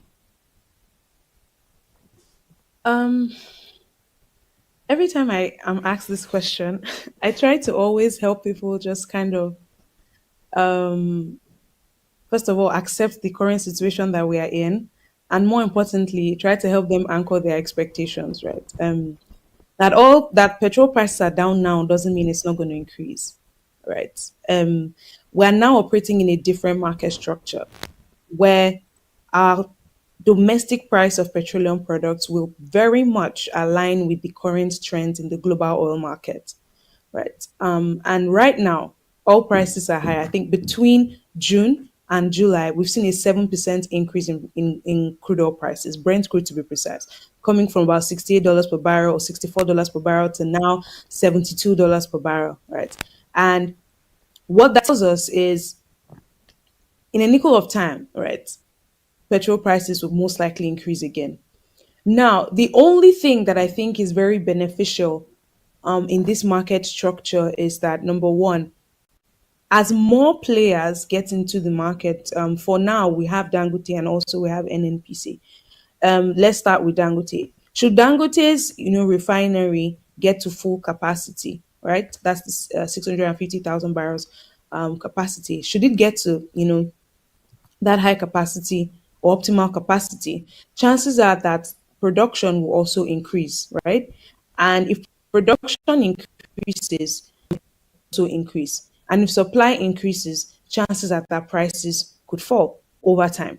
Now, you coincide that analysis with the NNPC most likely be increasing its own supply as well. Our modular refineries also getting into optimal capacity, refining more, petroleum products and supplying the market. On a domestic level, we might see prices, eventually start to decline or retain a certain level, and that's because supply demand economics now are playing in. Our level of production capacity is higher, and so we're able to hedge against a sharp increase in prices, in global oil prices, right? Another thing that could also support this analysis is if our domestic, crude oil production is able to increase so much so that we are now domestically supplying, our local refineries and also supplying, Dangote as well to reduce their cost of importing the raw material itself so that their pricing as well also reduces. But not until everything I've mentioned happens, right? You see the swings that we've experienced in the last couple of months where prices are higher today and in the next 2 weeks or next 3 weeks, they are lower. We enjoy that low, oil price or that slight reduction over a couple of 2 weeks again or 3 weeks again, and then it increases, right? And that's just because we're now dancing to the tune of global oil prices, global oil price movements. And the reason why this is happening is because now we're operating in a deregulated market. Again, the market structure has changed, right? And why this is important is because for investors to bring in money into Nigeria's downstream petroleum sector, their prices have to be cost reflective, which wasn't always the case, right? Because of subsidy payments. So, with the subsidy out of the way, right, investors or players within this sector can now produce let's say they are also players in the upstream, right? So they extract the oil, they refine the oil, and able to sell at a price that will keep them even or even profitable, right? So again, to anchor expectations, right? I don't think that the relief is going to be sustained. I think it's temporary. I think if people are more conversant with the trends in the oil market, they will know that we're about to enter a period of higher petrol prices, most likely again. But there is that world where every other thing I had mentioned, the refineries working at full capacity, Dangote's refinery working at full capacity, there's domestic supply of crude oil to all of these refineries that helps reduce cost, right? There's that world where prices will drop. But just before we go further into the other question, just the last conversation you had, or last question you asked Matilda, I just wanted to mention that there is a balance, right, in every economy between import and exports, right? And that balance is what we use as a gauge for productivity. So there are steps to it, right? There are steps to it. The first question is, what are the sectors or commodities that the government is prioritizing or that country is prioritizing in that moment, right? And it, with those government priorities, right, that would now tell us how much, capital or focus or sectoral opportunities exist for long-term capital. And if those long-term capitals, if the long-term capital eventually comes in, what concessions do they have so that they are able to scale as quickly as possible? And by concessions, I mean tax incentives. Are they going to be in special economic zones where they have access to ports? Are they going to, have tax breaks, things like that, to ensure that they scale as quickly as possible? Now, beyond even the long-term capital coming in, are there local players that are already doing good that the government can give these tax concessions to, or tax breaks to enable them scale and produce a lot more, right? And for commodities, right, we have a very good gauge with our foreign trade. We know where some of these commodities are. There's cocoa, there's cashew nuts, there's palm oil, there's sesame seeds, right? And on the mineral side, there's copper, there's lithium, right? On the infrastructure, on the manufacturing side, right, we know there's a lot of talk around value addition. How are we supporting these, manufacturers with the machinery to come into the country? Are we helping them build? Are we giving them,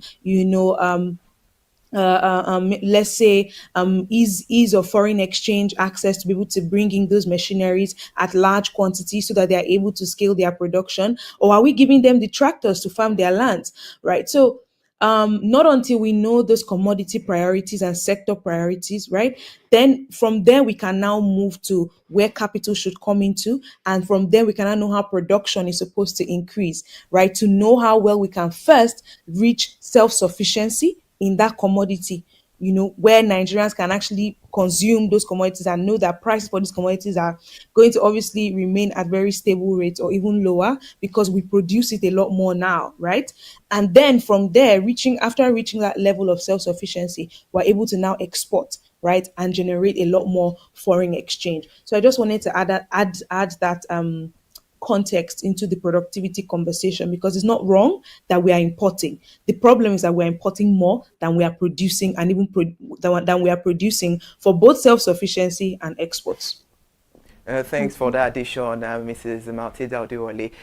In reference to what you said, now let's turn to Mrs. Matilda Adefalujo. Let's move into the capital market. The capital market has been on a sustained bullish run for months. What could be accountable for that? Is it a reflection of the national economic fortune or growth? Well, the bullishness that we've been seeing in the capital market, the NGX, basically is a confluence. I mean, it can be hinged on different factors.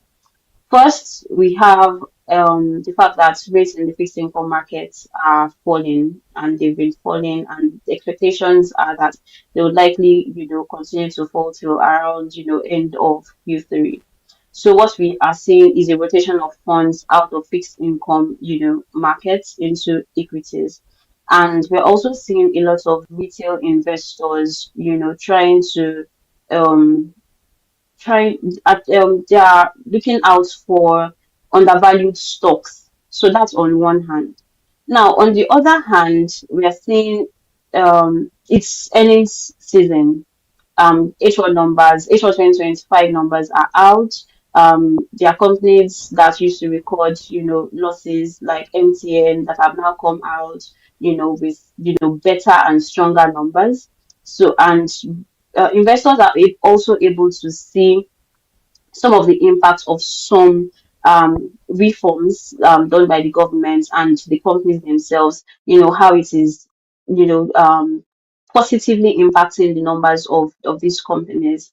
We have the likes of, Dangote Cement, the likes of WAPO, even banks, that began to, that are reporting better numbers. So all of these things are driving investors confidence, driving investors activity. I like to say that three things typically drive the markets, which is fundamentals. We are seeing stronger and better fundamentals across board. There is also sentiment. What is the pulse in the market like? And one thing that I've noticed that I think that continues to happen in the markets is the fear of missing out. Oh, this particular stock has rallied by 10%. Oh, I don't want to be caught, wanting or slowing down or lagging in any way. So we are also seeing that play out too. And then there's also technical indicators or different technicals like, oh, what's the RSI? That's the relative strength index or something. How what is it like? What is this candlestick talk saying? About the market. So those are the different things. And basically, I would say that is it a reflection of national economic growth? Partly, yes, because the markets usually prices in different expectations. So I would say that investors are basically, betting on the um should I say the impacts of some reforms, and of course we're also seeing lower inflation. So how lower inflation impacts businesses and ultimately their performance on the NGX. Now, if inflation is lower as it currently is, it is expected that the Monetary Policy Authority, that's the MPC in our case, would likely, hold rates, be more accommodative or even cut rates. Now, when they cut rates, what it does is that, of course, the monetary policy rate is, we call it the benchmark rate. That is the rate from which every other rate in the economy, feeds from. So if that is lower, what this means is that the borrowing cost for different businesses now becomes lower, and we are seeing that also play out. So there is an interplay of better or relatively stable exchange rates and also lower borrowing cost.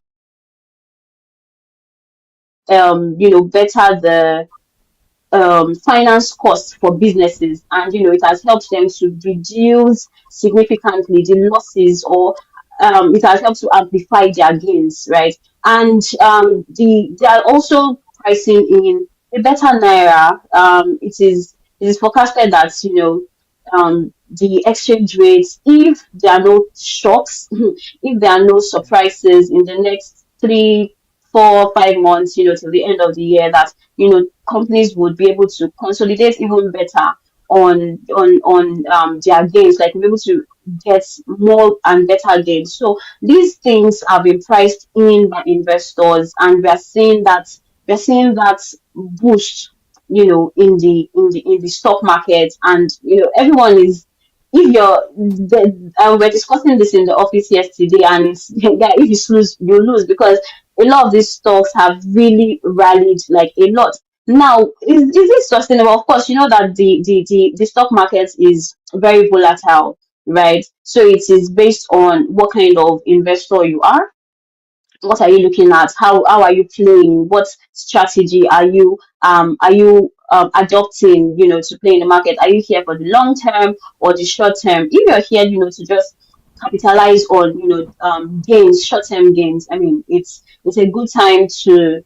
I mean, if you have not even entered, I think that you might have lost a few, So, right? so But what you're saying is, what you're mhm. saying is that the trend is sustainable, and should there be more investment in the capital market at this period? should there be more investment in the capital market? I mean, I think it goes without saying. We're seeing so many retail investors. The proportion of retail investors has actually, increased in the last year, right? So a lot of people are now seeing the benefits of investing in the capital market. We have the fixed income market, which is on one hand, and like I said earlier, we're seeing a rotation of funds because people are expecting that rates will be lower, which means that the rates or the yields that they'll be getting on their investments will be relatively lower than the 22%, 27%, 28% we had last year. So they're coming out of that market, or let's say their funds, I would say, into the equities market, which we're already seeing and been really massive. If I may say so myself, that's been quite massive, and I believe that there are still companies that are even promising better dividend payments. So I believe that investors would even want to stay to ensure that they are a part of dividend payments, and it's expected to be stronger and better. Right, we're seeing the likes of some banks. I was on Dangote Cement's call yesterday, and they talked about the fact that their dividend payments this year would not be in any way lower than what was paid last year. So, things like this and, different expectations are some of the things that are driving activities and the gains that we're seeing in the market. Mm. All right. Thank you for that beautiful update. We have a few minutes left on the program, but this minute let's focus on Mrs. Dumebi Odewole. The rebasing of the Nigerian national economy pushed Nigeria to the fourth position in Africa. What do you have to say about that? Is it something commendable about Nigeria? Um, I'm not sure. I would say that I'm not sure. I will mention that there's anything commendable there. Not because the rebasing exercise is not an important one, because of how late it has happened. But I mean, hey, better late than never. Mm. Typically, rebasing should be happening every 5 years, but this is like, I think 14 years after they're about, or so this is an exercise that should have happened. But I guess the most important thing, which is where I think which way I think the commendation should be coming from, is capturing the informal sector, right, and other aspects of the economy that were not captured before. The informal sector primarily stands out because it has been very difficult, over the years to actually capture the activities from that sector, and most in most business owners and investors actually know that that informal economy is where a lot of the transactions happen. Again, remember, SMEs account for almost 40% of Nigeria's GDP, and they employ 80%, right, over 80% of Nigerian population, and most SMEs are in the around the informal sector, right? So it was very good to see that we've been able to capture it. Even in the GDP rebasing report, you see the breakdown, right, at the composition of certain sectors of formal and informal. A very good example is crop production, which is a very prominent sector or prominent contribution to the overall agric industry, right? You see that from their composition, you see about 91%, right, of crop production activities are informal, and then the remaining, is formal. And doing that a lot, doing that across board, across the 46 activities captured in the GDP numbers, a very good eye opener as to the economic activities that are actually driven a lot more by informal sector activities, and it would really help with Mm. strategic planning for business owners, for even investors, to know where the money is really coming from and how well they can capture that market in terms of consumer demand, in terms of output, and general economic activities. It also even helps with policy making, right? So now there's more nuanced data that policymakers can go by of, to know that, okay, this is where we need to probably target a lot more, because this particular sector has a lot more informal players. And I can use crop production again as another example. We do Mm. know that smallholder farmers in Nigeria account for almost 80% of Nigeria's farming activities, right? That again makes sense when you see that crop production has 91% of informal activities. Mm. Now, how do That. we move those informal people into formal, right? That's one way to think about it in terms of policy making, right? So how can we formalize their activities? How can we improve their activities to ensure they now move from being informal to formal? And so that's one way to think about it in terms of like sector composition, and one very good and strong commendable thing that the rebasing has done. I think one other thing is also the movement of sectors, right? We now saw from the GDP numbers how that real estate as well is a budding sector, right? The growth in real estate was very, very prominent, and that again shows a sectoral opportunity for both business owners and even investors and even policymakers, right, to make decisions of and even plan for. Another one which was very interesting was the arts and entertainment sector. We've been seeing the rally around Afrobeat, around the creative economy, and now the numbers are telling us that this sector is actually growing as fast as we think it is, right? So, what can we do to encourage that sector to grow more, to generate a lot more revenue, right? So, I think those are some of the things that I think are very interesting from the numbers and very commendable in terms of the change that we're seeing. I think one last thing would also be the structure of the economy. So we have three major sectors, right? They are Greek or three major industries: agriculture, services, and industrial, right? Industry. So we saw that agriculture increased in its contribution to GDP, services also increased in its contribution to GDP, but industry reduced. So what that tells us is, number one, the structure of Nigerian economy is still very much subsistence, right? And we need to do a lot more to, improve how the industrial, sector contributes to Nigeria's GDP. And there we're looking at thinking around value addition, looking at thinking around mechanized farming, pretty much an improvement in industrial, output. And that would definitely help again in terms of policy making, and also shows investors and business owners where to put money in, where opportunities lie. So yes, that's some of the recommendations and extractions or insights that All I can right, bring out from the. interesting one there, Mrs. Dumobi Oduwole. That's a very beautiful one. Now to Mrs. Mautida Adifalujo. In rounding up, just in 30 seconds, how do you think the ordinary Nigerians can benefit from the new economic outlook? I've said that firstly, even though I like to say like on paper, but as interest rates start to ease, we'll likely see cheaper loans for SMEs and different individuals. So this means that they have more capital, they have more money for expansion and also for consumption. So if you say you have a farm or you own a business, this can help you unlock different capital to help you scale.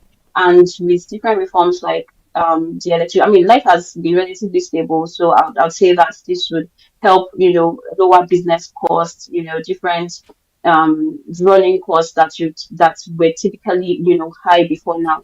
So I'd say that consumers can basically benefit from this, and also in terms of saving and investment with the, rollout of different digital platforms with as low as 5,000 naira, 10,000 naira. Even consumers, the everyday consumer, can begin to start building wealth and protect and hedge against inflation. So you can, invest in stocks. You have some stocks that's still trading at 2 naira, 3 naira, 4 naira, 5 naira that you can buy, and that will help to increase investments in the economy. All right. Thank you so much for being on the program this beautiful morning. We appreciate your call. Thank you so much. Please do well to enjoy the rest of your day. Thank you. Thank you. All right, we appreciate you. All right, now it's a wrap on the program of Perspective this beautiful morning. Thank you so much for being there with us, and I'm sure the right bodies should make use should make effective and proper use of all the analysis being said on the program. Thank you so much. Another beautiful edition of Perspective. We'll be back again tomorrow. Please do well to enjoy the rest of your day.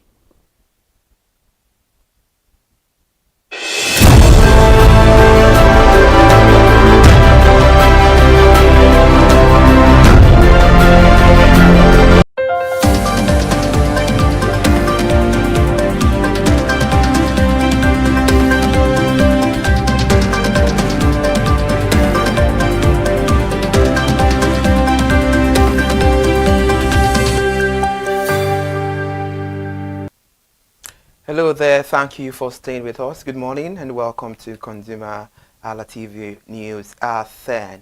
And now we begin the news this hour with the Lagos State government. The Lagos State government has launched a new registration exercise to capture households that are less privileged and vulnerable but were previously not included in its social welfare database. This initiative is part of the state's ongoing effort to reduce poverty and strengthen social protection programs across the state. The registration, which commenced at Ajibola Community Development Area in Ikosi Isheri Local Council Development Area, Koshofe Local Government, is being coordinated by the Ministry of Economic Planning and Budget under the supervision of Commissioner Rokwe George, the Director of the Social Protection Coordinating Department, Mrs. Oluwakemi Adedeji, who was represented by the Permanent Secretary, Mrs. Olayinka Ojo. While speaking at the flag-off event, reaffirmed the state government commitment to reach those in genuine need, and he expressed further that this registration is a key step in achieving the goal of targeted support for poor and vulnerable households, noting that the exercise will help identify those who may have been excluded in earlier phases. The chairman of Ajibola Community Development Association, Alhaji Arikawe Adewale, commended Governor Babajide Sanwo-Olu of Lagos State for the administration's sustained focus on social protection. He described the program as one of the visible dividends of democracy and urged officials to convey the community's appreciation for the initiative, which drew large participation from residents, and the exercise built upon the ongoing integration of the Lagos State Single Social Register with the National Identification Number in our hand, which began on the 9th of April 2025 across all 57 local government areas and communities in Lagos State.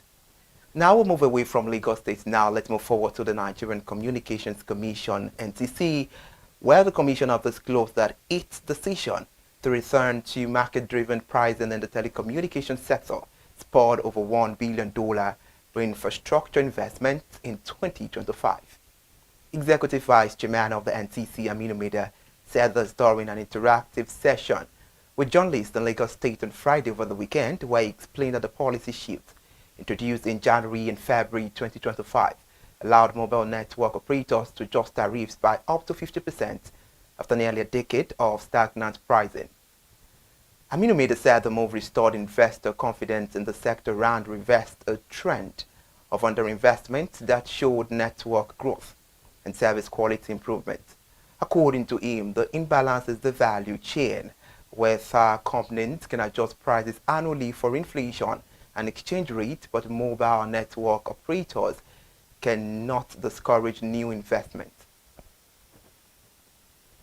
Now let's talk weather forecast and safety matters here, as the Nigerian Meteorological Agency NIMET has predicted rain and thunderstorms across the country from Sunday, August the 17th, yesterday, to Tuesday, August the 19th. Now NIMET weather outlook released on Saturday over the weekend. In Abuja, the Federal Capital Territory, FCT, envisaged moderate rain over part of Jigawa State, Taraba State, Bauchi State, Gombe State, Katsina, Kano, Kaduna, Yobe State, Borno State, and Adamawa State during the morning hours on Sunday. The agency also forecast thunderstorms with moderate rains over part of states like Zamfara State, Jigawa State, Kano State, Katsina State, Kaduna, Bauchi, Gombe, Sokoto State, Kebbi State, Yobe, Borno, Adamawa, and Taraba State later in the day. The agency further anticipated cloudy skies over the southern region during the morning period, noting that moderate rains are expected in part of Enugu State, Anambra State, Oyo State, Osun, Edo, Ondo, Ogun State, Ekiti, Abia, Imo, Ebonyi, Delta State, Rivers State, Lagos State, Bayelsa State, Akwa Ibom State, Cross River State later in the day. Over the NIMET forecast, let's ensure we do everything possible to avoid flood disaster and let us all stay safe. Away from that story now, let's move to the Nigerian National Petroleum Company Limited, and NPCL, and other marketers have reduced the pump price of fuel following Dangote's petroleum refineries caught in export prices from as high as 950 naira per litre on Tuesday last week. Petrol now sells for as low as 865 naira per litre, depending on the location. However, newsmen confirmed on Friday that almost all filling stations in Lagos State and Ogun State had dropped prices below 900 naira to remain competitive, from 900 naira per litre. NNPC retail outlets cut PMS prices to 865 naira in Lagos State and 870 in Ogun State. However, the price variation extends across states, with the north, south, east, and south recording higher rates due to distance. Meanwhile, on Wednesday last week, market watchers predicted that petrol prices would drop below 900 naira per litre after Dangote's refinery reduced its export rate from 850 naira to 820 per litre. A statement signed by Dangote's Group Chief Branding and Communications Officer Rantoni Chijena confirmed the price cut, stating that it would ensure a consistent and uninterrupted supply of petroleum products as part of its commitment to national development. Let's talk wealth and health matters now, as Nigeria joins a new $6.4 million international research consortium to accelerate the development of a vaccine against the Lassa fever. According to the News Agency of Nigeria, NAN, the Coalition for Epidemic Preparedness Innovations disclosed this in a statement in the Federal Capital Territory, FCT, Abuja yesterday, where the initiative tacked its theme, Unraveling Natural and Vaccine-Elicited Immunity to Lassa Fever, led by the University of Texas Medical Branch and funded by CEPI. The report stated that 3 Nigerian institutions, Jos University Teaching Hospital, Irua Specialist Teaching Hospital, and Abubakar Tafawa Balewa Teaching Hospital, Bauchi, will serve as frontline clinical sites under the project. The report also added that they will work alongside the Kenema Government Hospital and Sierra Leone, and that the research will focus on identifying immune makers or correlate or protection biological signatures in blood or cells that indicate immunity to Lassa fever. However, some experts said that the breakthrough could enable vaccine makers to measure protection through a laboratory test rather than lengthy clinical trials, thereby fast-tracking vaccine delivery to affected communities. That's quite impressive there. Thank you so much for still staying with us. Now let's move over to the PENCOM, the National Pension Commission, I beg your pardon, rather, has urged the federal government to increase its pension contribution for police officers from 10 to 20% and raise their monthly pensions to 75% of the final salary before retirement. This follows a statement released by PENCOM on Thursday, where the Director General, Ms. Omolola Oloraran, made the call during a visit to the Inspector General of Police, Kayode Egbetokun, at Force Headquarters, Abuja, the FCT. This visit followed the previous protest by retired police officers who decried poor welfare and demanded exit from the contributory pension scheme. Among the reforms, PENCOM is now proposing a health insurance scheme for retirees, raising monthly pensions to 75% of a police officer's final salary before retirement, expanding the Retirement Resettlement Fund, and overhauling the police pension structure. She also urged the federal government to raise its pension contribution for police officers from 10 to 20%, which would substantially boost retirement savings. That's quite impressive there. Now let's move over to the Federal Inland Revenue Service, as they've extended its deadline for firms to onboard and transition to the National E-Invoicing Solution by 3 months. The Chief of Staff of the FIRS Executive Chairman, Mr. Tayo Kolyosho, disclosed this in Lagos State at a 2-day E-Invoice Post-Go-Live workshop. Tayo Kolyosho was represented by the Director Change Management at FIRS, Emmanuel Eze. Said the agency had made the significant progress since the e-invoicing solution for large taxpayers that officially went live on August the 4th, 2025, adding that extension is not intended as an opportunity for delay, but rather as a crucial change for all stakeholders to complete integration tests, transmissions, and resolve any system readiness issues well ahead of enforcement. Pressing the news further, Mr. Tayo Kolyosho assured further that FIRS is committed to supporting taxpayers through this extended period by offering a technical help desk services organizing sector-specific engagement sessions and fostering collaboration with designated service providers to expedite integration timelines. And he also said the success of this initiative is seen as dependent on the mutual trust and cooperation among the FIRS taxpayers, consultants, and technology partners. If you are just joining us, this is ConsumerHallaTV News at 10. Let's bring you business news now with outstanding obligations of $18.2 billion as of June 30th, 2025. Nigeria has retained its position as the third largest debtor to the World Bank International Development Association. This marks a rise from $16.5 billion in June 2024, representing a $1.7 billion or roughly 10.3% increase within 1 year. The latest figures from the IDA financial statement shows that Nigeria's first climbed to a third place in 2024, up from its previous position as the fourth largest borrower in 2023, and has maintained its ranking into 2025. The IDA is the concessional lending arm of the World Bank Group, offering low interest or interest-free loans and grants to the world's poorest countries. Now the debt owed to the IDA typically comes with long maturities and generous grace periods, but the growing balances highlight both the scale of Nigeria's financing needs and the degree of its reliance on concessional funding.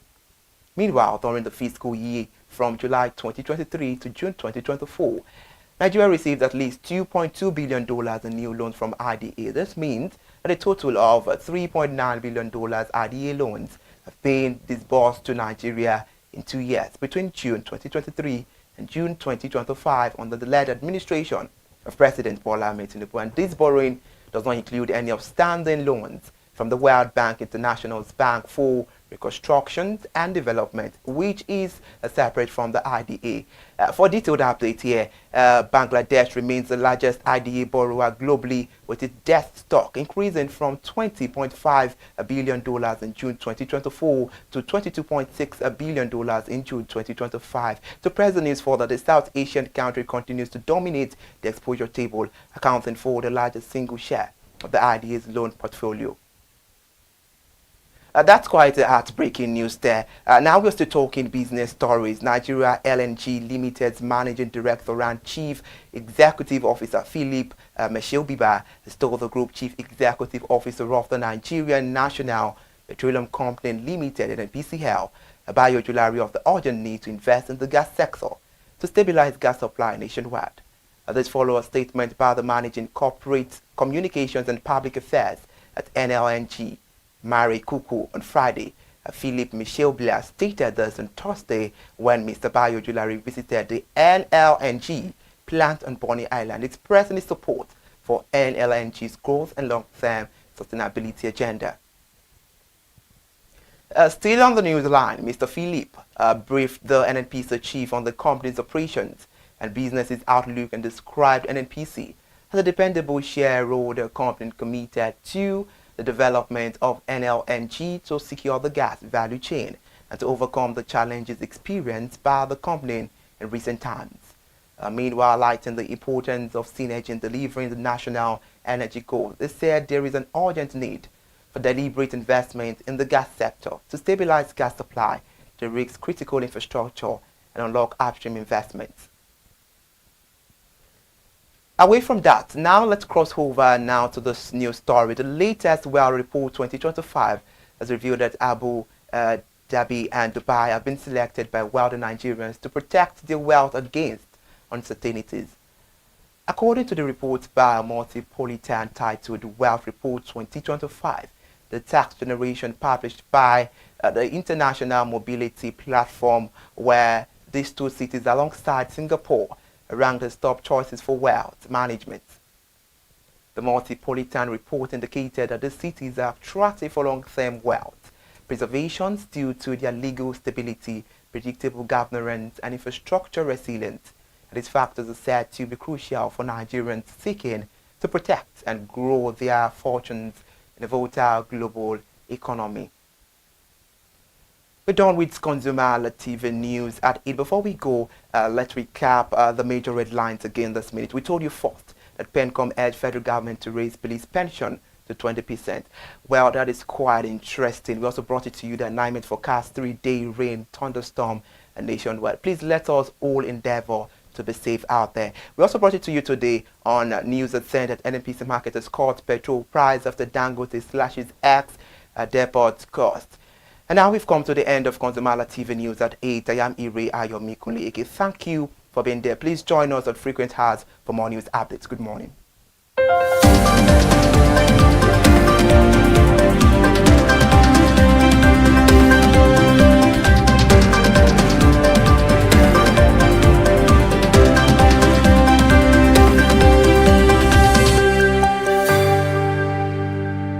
Right, my name is Corey Peters and I am a product manager. So this is a very innovative idea, and first off, everybody is a consumer, and so this is the voice of the consumer, and this is the voice that is going to be heard. For the first time, the consumers in this country are going to be able to express their ideas and to get to know your rights, to know what belongs to you. And it's going to change a lot of branding. It's going to change a lot of things, because everybody knows that we're not just getting things out for the consumers. The consumers have a right to accept. You know, as they say, the customer is always right. So the customer is the consumer, and the consumer is always right. So, you know, when there is control, when there is feedback, there is bound to be change. So so I said, I'm a product manager. When you develop products, sometimes you believe you know what the users want, and through different kinds of surveys.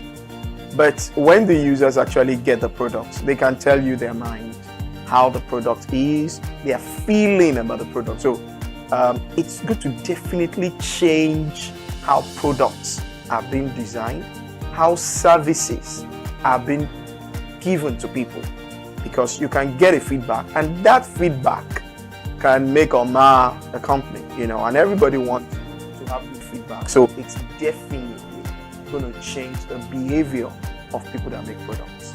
One very good thing is information. Information is power. So the consumer is going to get way more powerful. The voice of the consumer will be heard, the opinions of the consumers will be heard, and that opinion will shape how products and services will be made in this country going forward. Be on the lookout. You are now in charge. Several things coming your way through this station. I'm very excited about it. The things he's already brought out, and there will be many more things. But the bottom line, the consumer is now in the driver's seat. So ConsumerHallaTV, thank you for this innovative work. You're going to keep evolving, and just follow the consumers.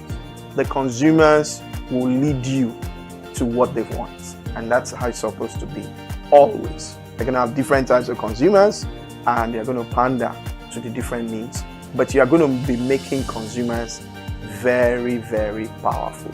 So thumbs up, keep up the good work. My name is Corey Peters. Thank you very much.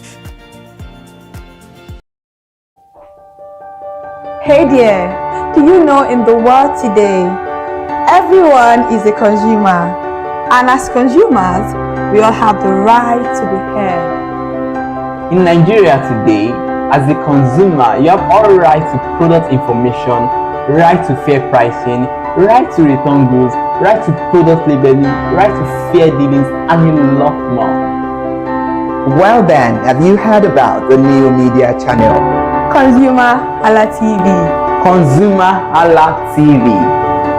ConsumerHallaTV. At ConsumerHallaTV, our goal is to inform and educate consumers in Nigeria with insightful news alongside development within the fast-paced world of consumers through well-researched, specialized, and analytical content. Our vision at ConsumerHallaTV is to create an engaging platform that provides right connections for meaningful brands in Nigeria, thus creating a more caring world for consumers where business thrive. And guess what? Our ConsumerHalla brand is the first consumer complaint resolution portal in Nigeria, powered by a 72-hour feedback mechanism. We offer consumer advocacy, informative talk shows, branding promotions, advertising, and lots more. Connect with us via our YouTube channel at ConsumerHallaTV. Follow us on our Facebook page, ConsumerHallaTV, our Instagram page, ConsumerHallaTV, and do well to subscribe to our YouTube channel. Subscription is free. ConsumerHallaTV. At ConsumerHallaTV, you deserve to be heard. At ConsumerHallaTV, you deserve to be heard. £1. So I felt that must be a joke of the year. So we left. I got back to my office.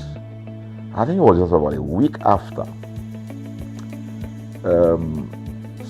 Our officer, our guys in our mail room came up and said, "Oh, you have a parcel." So I said, "Parcel? Yeah." So they bought this parcel wrapped. I opened it and boom, I bought the document out. It was the £50 voucher from BA. So what's the tenor of this story? An experience with one airline was terrible. No apology. An experience with another one, even though it was a bad experience, but it was very well managed. So managed that even if we have suffered anything in that aircraft, you probably, for the sake of how they manage it, will have forgiven them. So that was how this journey started. So I started thinking in my mind, this is what we go through in this country. But are we different from other nations?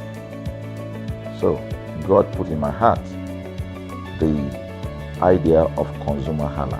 That's why the Hala came with consumer. And we started that journey about 10 years ago. We started by creating a platform called ConsumerHalla, where consumers, so I discovered that Nigerian consumers don't have a voice. So things happen, and that's it. We live with everything. So we've started the journey from creating the platform. We have an app, we even have a magazine, and we thought we could move it from that to the next stage, which is the television. So the TV today, has come. So I would say precept by precept, line upon line, we have been able to build on our aspiration, to finally bring to birth this unique and exciting platform, So it's a digital telecast, and our goal is to further connect consumers in Nigeria to brands with insightful news, development within the fast-paced world of consumers. The world of consumers is growing at a very fast pace, So we want to inform Nigerians. We want to get them educated about their rights, So our role is that we're going to educate consumers in Nigeria, all right? So by bringing them specialized and what you call analytical, research-based content generation that will inform, educate, sensitize the audience, So that's ConsumerHallaTV.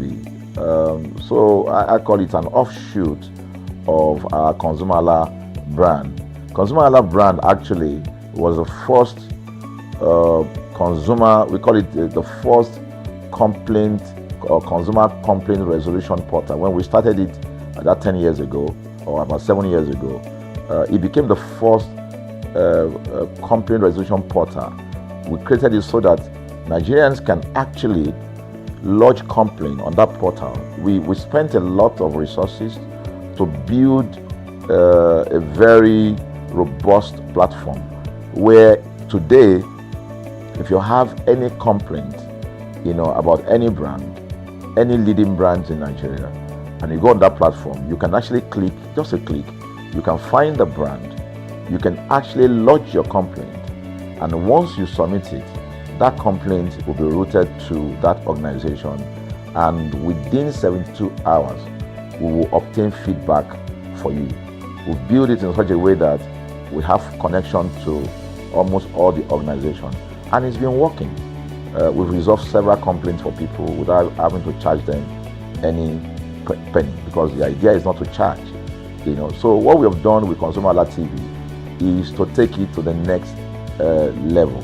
So we hope to change the narrative. We want to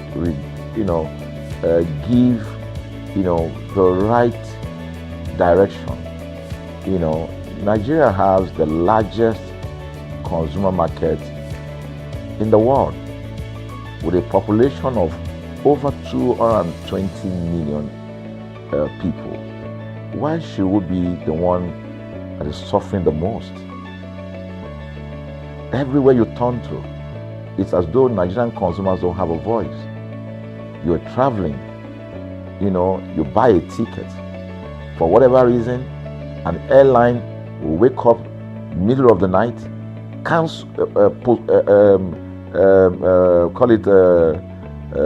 delay the flight for whatever reason, and then you'll be waiting at the airport for hours. You'll be there for 2 hours, 3 hours, no any explanation. Then while you're there, they can even wake up and say, oh, flight has been cancelled. So everybody carry their luggage and go home. Nothing happened. Of course, things are changing. We must commend government because government is beginning to wake up, but there's still a lot to be done. And we believe that we can help to make, bring about those right changes. So we offer deliberately, part of what we do is that we also offer advocacy, all right? We're not just an advocacy organization, but we offer advocacy. We have a legal team, we have lawyers that are registered on our platform, all right, that can also take up cases, okay? So, and we've taken up many cases like that, and won those cases. So, ConsumerHalla is a platform to help consumers we're not fighting brands, but rather we say we're bringing about an amicable, resolution of conflict, such that it will be beneficial to the consumers and also be beneficial to the brand. I remember the word of Jeff Bezos. Bezos is the founder of Amazon. He said that the most important single thing, all right, for an organization is to focus obsessively, use the word obsessively, on the customer. We often say that customers is a king. They should sit at the top of the ladder. In our environment, customers are the ladder. A brand wakes up today, decide what product to produce. They wake up today, decide how much the consumer should pay. They wake up to decide everything for consumers. So consumers are just at the receiving end, and yet they are milking the consumers. There's no price regulation in this country, none. People just wake up and fix prices. Look at the power. Government wakes up, we change policy, we wake up and we get people to pay more. We think it's time for consumers to begin to speak out. In speaking out, in engaging, we can get the brand to begin to do what is right. And of course, I know that the consumers themselves need to be educated. So our role, our vision also is to ensure that we educate consumers, we bring awareness. A lot of Nigerian consumers don't even know about their rights. You buy a product from a supermarket. I've had this experience. You buy a product from a supermarket, all right? For whatever reason, you take that product back to your house, and maybe something went wrong somewhere. By the time you take that product back to the shop where you bought it from, and you say, Oga, this thing, you know what's going to tell you? Oga, na me make am. Na me make am, that's why I buy am. Meaning that there's nothing I can do to the product. So you lose the product, then you lose your money, because the money is not refunded. The product you can't use. Only in Nigeria. Only in Nigeria. Let me give you another experience I had. In the course of this, because I went around, in doing this, I was in US, I was in UK, I was in South Africa, I was in Germany, just because of this, to just study the environment. You know, I was in a friend's house in UK, in London, you know, and then what happened? We were going to go out, and he was going to dress up. So he said, oh, to me, I was seated in his sitting room. So he said, oh, wait a minute, I picked up an iron, that's the pressing iron, 2 days ago or so from a store. You know, oh, let me try this, let me just try and use that to iron my shirt and we can go out. So I was seated, the TV was on, I was watching.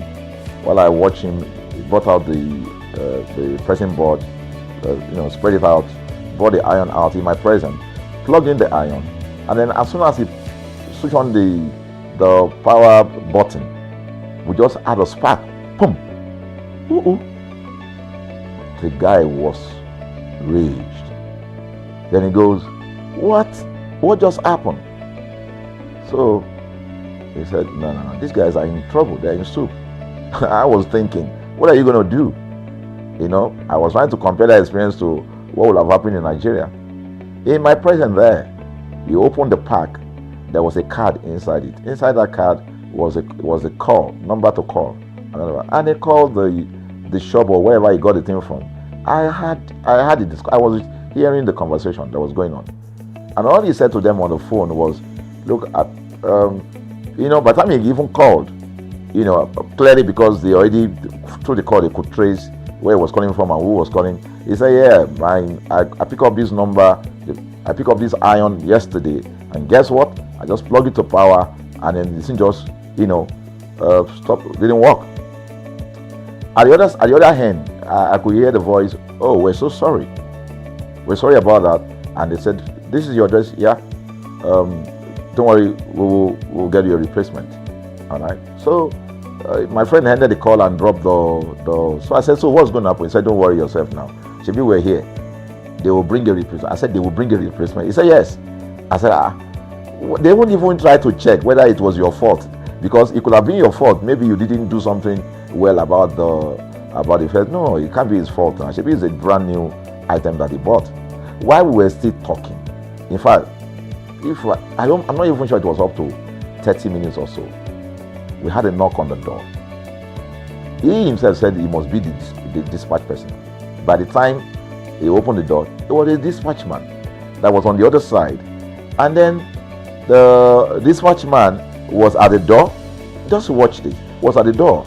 I was seated in the sitting room. The guy was at the door to meet with the dispatch guy. The dispatch man that brought the replacement iron, you know, I heard him say, we're so sorry.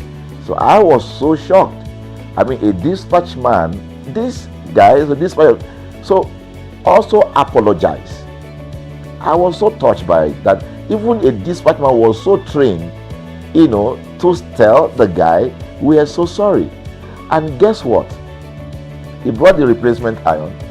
By the time my guy opened the iron, it was a bigger size iron. So they replaced with a bigger size iron. The guy never asked for the one that went bad. He didn't say, okay, where is the other one that we gave to you, so that he could take it back. No, he just bought a new one and gave it back. So I asked my friend, I said, can you interpret this to me?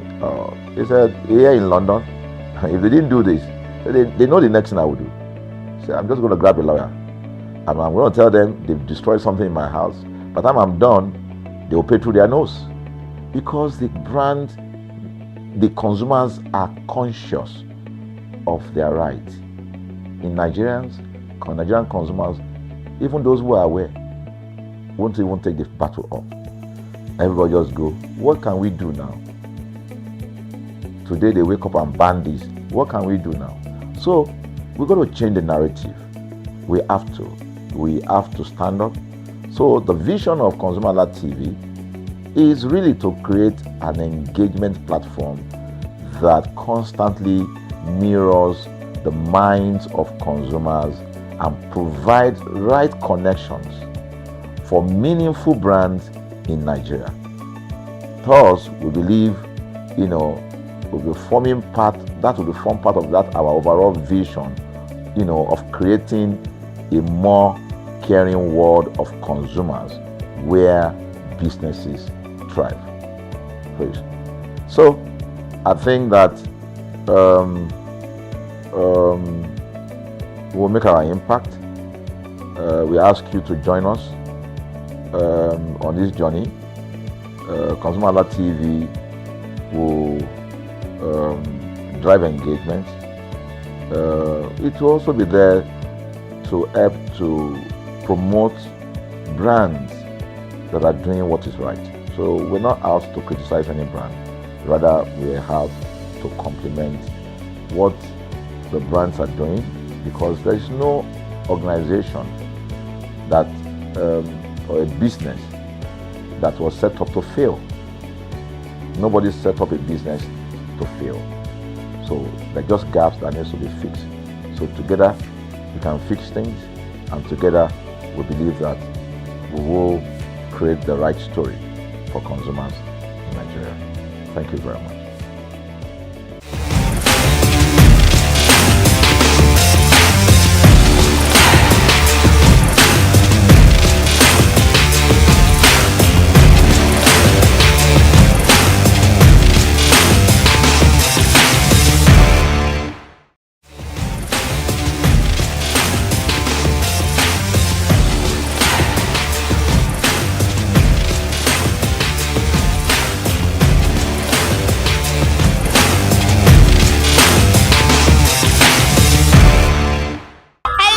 Consumers, you're welcome to another beautiful episode of Consumer Voice on ConsumerHallaTV. I am Matilda Omenai. As you already know, Consumer Voice is a show where we'll be visiting the streets of Lagos to get consumers' opinions on different leading brands, get them to tell us what they love about those brands and know which brand they prefer over the other. And today is not different. Today we'll be focusing on vegetable oil. As you already know, there are lots of vegetable oil in the market, and these vegetable oils are very essential for cooking, frying, baking, whatever, just name it. So today I want to know which vegetable oil has the heart of Nigerians. With the price increasing and the different new brands coming to the market, which one do Nigerians prefer using? So come with me as we find out.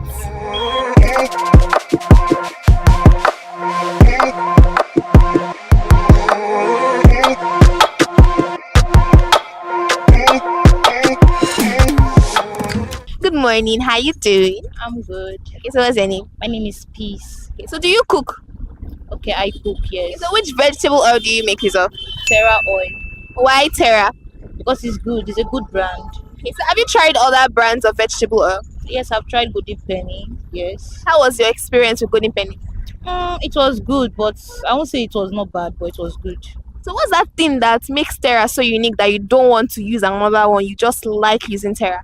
It's just nice. That's all I can say. Terra is nice. So what do you use it to make? It's to fry chicken, for our stew, and any other thing. Okay, so for how long have you been using it? Let me say 2 years or 2 years. Yes, 2 years. Okay. So if you could rate Terra over 10, what will you give them? I'll give it 8. Okay, so is there anything you want them to improve about the brand? Nothing. It's just okay. How about the price? And they should reduce the price. Yes. All right, thank you very much.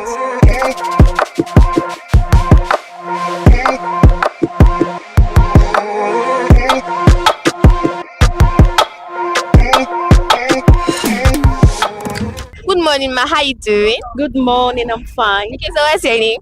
I'm a building Kalejai. Okay, so what vegetable oil do you like using to cook? I like using power oil or King's. Why? Because of safety in terms of health. Because if you don't use products that you are sure of in terms of quality and the brand as well, you might have to spend more at the clinic, and going to the hospital, visiting the hospital presently is very expensive. Okay. And health is also wealth, so we need to take care of ourselves. Okay, so for how long have you been using power oil and King's? Let's say, before now, you might be thinking of the expense, in terms of fund. But since I've started working and earning my reasonable income, I changed to using something of good quality. Okay, so which one were you using before? Before now, you can just get to the market, buy bottled The ones without label. That you don't know they will always tell you it's Kings. We have a very big quantity. This what's it called, 25-30 liters of King's oil that they will now put in a smaller container. But with time, we got to know that some of these sellers are actually not being honest. They use some other product and they claim that it's King's. So presently, I just approach any nearby supermarket and get myself good brand. Okay. So what do you like about that Power Oil and Kings? What makes it very unique? What's the one thing that you like that whenever you use it to cook, it just makes your food taste better or something? So what do you like about it? No, really, I'm not really, maybe it's because I'm not a chef, so I don't really know what it is in terms of the taste. But what I'm always after is just like I said, the safety. In terms of brand, everybody knows Kings. They are recognized and they are good brand, and we also know Power Oil, and the fact that they're also doing well in terms of advertisement. I'm into insurance and I know what it is when you promote your products, and they are doing well in terms of that. So I think it's good. Okay, so earlier you said that sometimes before you started using Power Oil and Kings, that there were other types of oil that we see in the market that you use for. So those ones, have you had any bad experience with them? Not really, but we've been seeing social media, all these WhatsApp messages that you will see a truck of oil that will fall off on the road, and people will start scooping the oil and still put in a container to sell. So you discover that it's very, very dangerous for us to patronize this set of products. Okay. So is there anything you want Power Oil and Kings to improve about their brand? Not really. Maybe cost. When we are talking about costing, that's why we consumers, what we are always after that. Okay, maybe when they are selling in a lesser price, it will be more convenient for more people to patronize them. Though they've started doing all this, what we say retail quantity, selling in sachet, but at the same time, if the price is coming down, more people will patronize the brand. Okay, so if you could rate Power Oil and Kings over 10, what would you rate them? No, I'm not going to do that. All right, thank you very much, ma'am.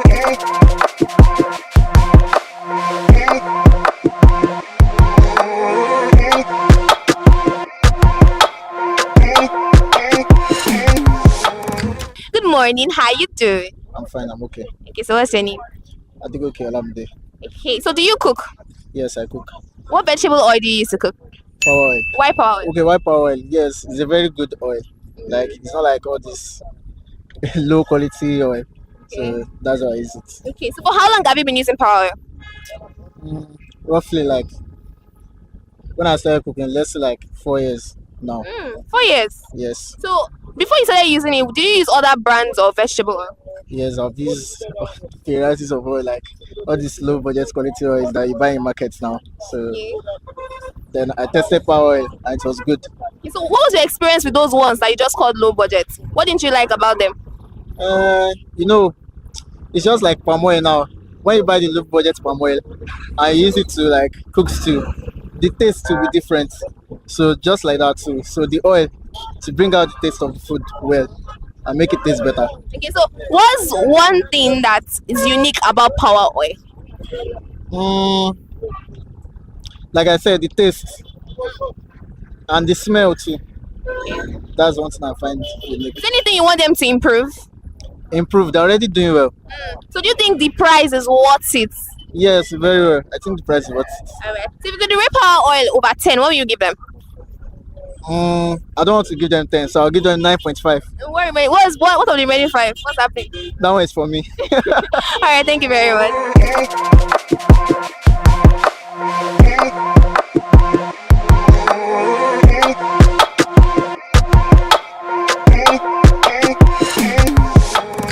Good morning, how you doing? Good morning. I'm fine, thank you. How are you too? I'm good too. So what's your name? I'm Mojisola. Okay, so do you cook? Yeah. What vegetable oil do you make use of? Power oil. Why Power Oil? I don't know. I've always been using Power oil. It has always been Power oil. For how long now? Power oil has been the only vegetable oil I use. Like, I've not tried other brands of vegetable oil. Okay. So what's one thing you like about Power Oil? I feel like it's what's the word? It's clean. I don't know what's the word. I don't know. I'm just used to it. I don't know how to like change brands. When I'm used to something like that's what I use. So do you think the price is worth it? Yeah. Okay. So if you could rate Power Oil on a scale of 1 to 10, what would you rate them? 10. Is there anything you want them to improve about their product? Nothing exactly. All right, thank you very much.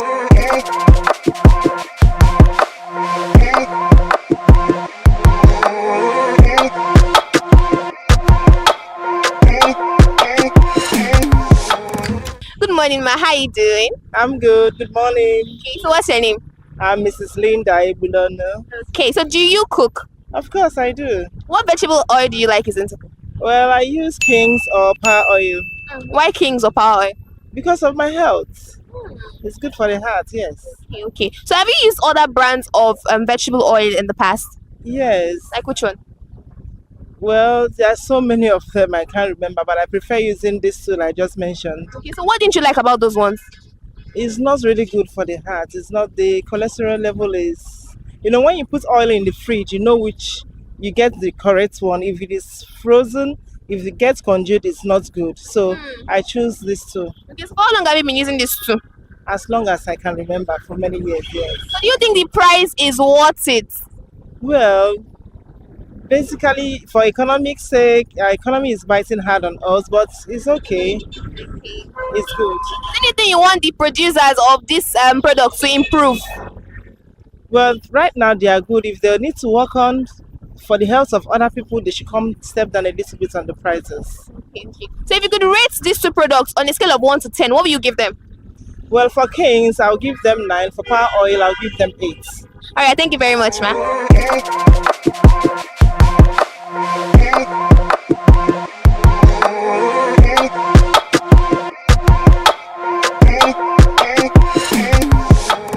Good morning, ma. How you doing? I'm fine. I'm cool. Okay, so what's your name? My name is Mrs. Showmi. Okay, so Mrs. Showmi, do you cook? Yes, now I'm cooking. Okay. What vegetable oil do you like using? I like King's and Mama Dog. Why do you like using King's and Mama Dog? Because I like the King's taste on my mouth. Then Mama Dog, the scent is fine. Okay, so for how long have you been using it? No, I'm using King's since when I start cooking. So Mama Dog, let's say like 10 years now. Wow. So that is it. Okay. So have you had any bad experience with King's or Mama Dog? No. Except they give us fake Kings. No, say they said fake this thing. Really? So how do you know when the vegetable oil is fake or original? The taste. The taste. Yes, when you taste it, you know the difference. Okay. Because the fake one you used to smell, but the original one look nice and scent, fine scent. Okay. So it's the original one. You can use it to eat yam. If you want to eat yam, use the original Kings. You know, say I'm using. Okay, so that Kings and Mama Dog, what do you use it to cook? I'm using 2 of them now. And what do you use it to cook? What food do you cook with it? Okay, like I'm using to cook stew, jollof rice, fried chicken. Maybe I collect this thing because sometimes I'm bioloco. Okay. So when I collect for, I'm using King's, Mama Dog. So that's 2. Okay. Is there anything you want them to improve about the product? Yes. So continue to build the work nags. So you understand. Okay. So maybe they not change the taste and the hand. Okay. How about the price? Do you think the price is worth it? You know, so everything is cost now. Okay. So we can, as the country be, so the price is still there. Okay. Okay. So you understand. Yes, ma'am. All right. Thank you very much, ma'am.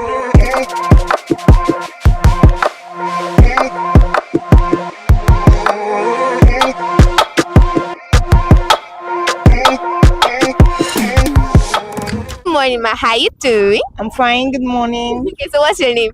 My name is Great. So do you cook? Yes, I do. What vegetable oil do you use to cook? Okay, I use King's vegetable oil. Why do you like using King's vegetable oil? Okay, yeah. I love King's because it doesn't foam and it doesn't have too much cholesterol. So yes, it's perfect for me because I like oil. I like using oil a lot. So when I use it, I know it doesn't affect me in a negative way. Yeah. Okay, so for how long have you been using Kings? Since it's been a long while. Oh. I don't know when it came, but it's over 6 years or so. Yes, because then my mom used to fry, chinchi and egg roll and all that. And she uses it. We buy that 30 liters, that yellow jerry can. Yes, so we use that. We've been using it for a very long time. My family and then myself now that I'm married. Okay, so before you started using Kings, did you use any other brand of vegetable oil? We used to buy, you just go to the market and just buy groundnut, give me groundnut oil, 1 bottle or half bottle. And I don't think there was no name for it then. But when it came out, so when it came out and my mom started using it, and she saw that it was good. So it just became a family thing. Okay, so those ones that you used in the past, you think it's healthy? No, once you research, you do your research and everything, and you know the difference. And not just advertisement, they'll tell you the difference between this particular oil and this other particular oil. And then when you use it yourself, the difference is clear. Okay. Yes. So do you think the price is worth it? Yes, I love the price. The price it's okay. It's perfect. There will be a few hitches here and there, but it is worth it because at the end of the day, it's beneficial to your health. Okay. So is there anything you want the brand to improve about that particular product? For now, just make it okay. It's already available. I think available is already small sachet, so there's nothing. It's perfect. Thank you. Okay. For me. Okay. Thank you. So if you could rate Kings on a scale of 1 to 10, what will you rate them? I'll give it a 10 now. Using it, so you guys should go and use King's oil. It's good. It's healthy, and it's not going to burn your pocket. All right. Thank you very much, ma.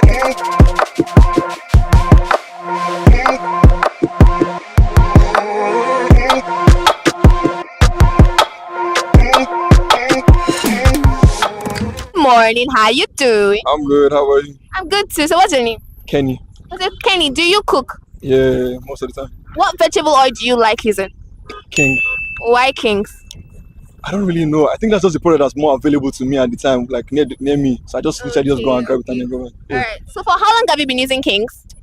Dude, since as long as I can remember, since I came to Lagos at least. Yeah. So what kind of dishes do you make with Kings? Man, I am a plantain lover, so I eat plantain all the time. Yes, I fry plantain. Yeah, I do stew most of the time because I like fresh stew. So yeah, I use Kings as well. All right. So before you started using Kings, have you used other brands of vegetable oil in the past? Yeah, but I don't really. You don't know, Danny. Yeah, I don't really. What made you change? Like, do you think those ones you've used in the past were safe? Well, or healthy? Sorry. Well, I wouldn't really know because I just picked the oil that was more available to me at the time. Like Kings was always everywhere I went to. So I mean, like I just went for it and then it's just my thing, Okay. So is there something unique you like about Kings? Well, I like how the jerry can thing because it's full. Like it's heavy. It comes full. So like it doesn't really finish quick. So yeah, that's better than other oils I've gotten before. Yeah. Okay. So do you think the price is worth it? Yeah, 100%. 100%. Worth it. Yeah. So if you could rate Kings on a scale of 1 to 10, what would you rate them? 8.5. Why 8.5? Nobody's a 10. All right. Thank you very much.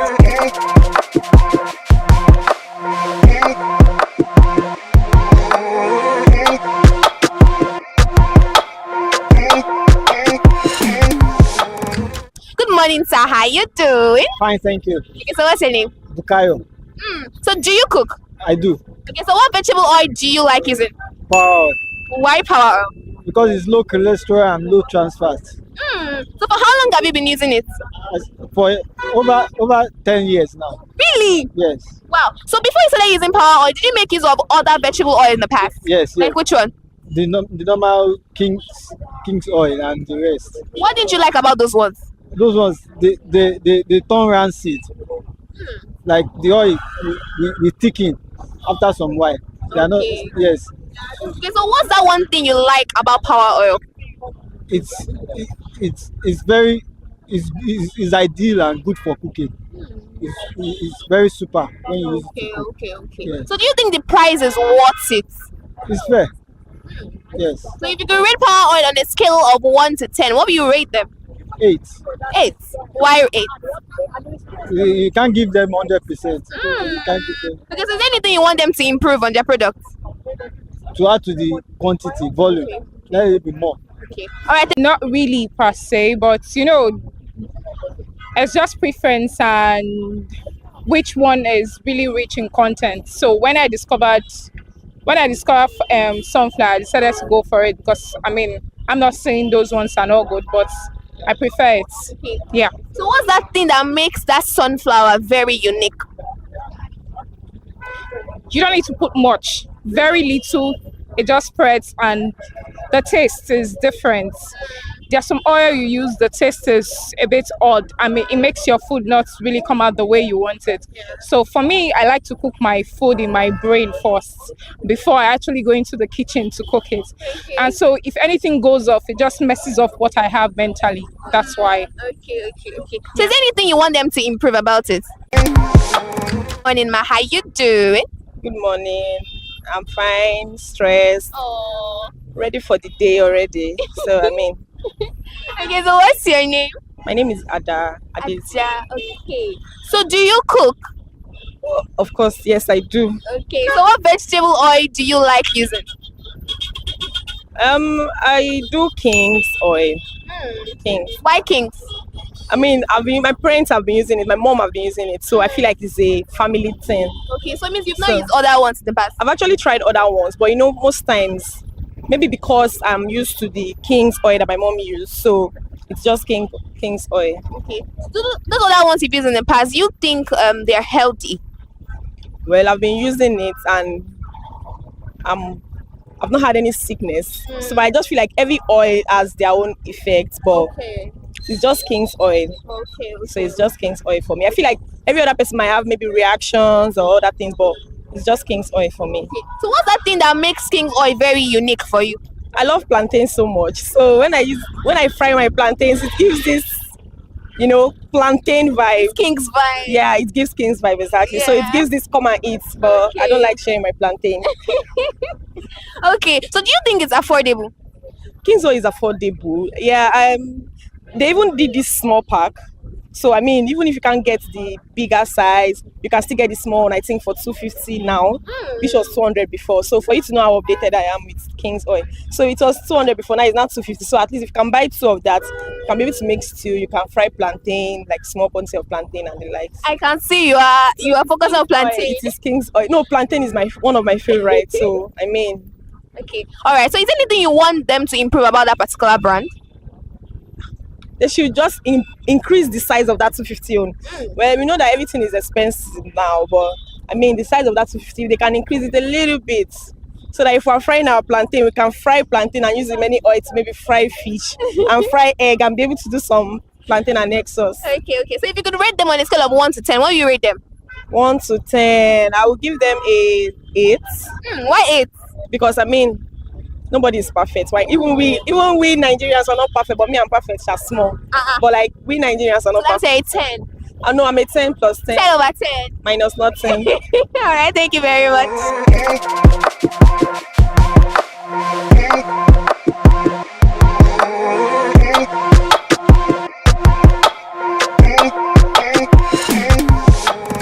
Good morning, sir. How you doing? Morning, I'm good. Okay, so what's your name? My name is Khalif. Okay, so Mr. Khalif, do you cook? Yes, I cook. So what vegetable oil do you like using? King's oil. Why King's oil? Because it feels natural. Feels natural? Yeah. So for how long have you been using it? For us, close on 10 years. 10 years? Wow. So before you started using King's oil, have you used other vegetable oil brands?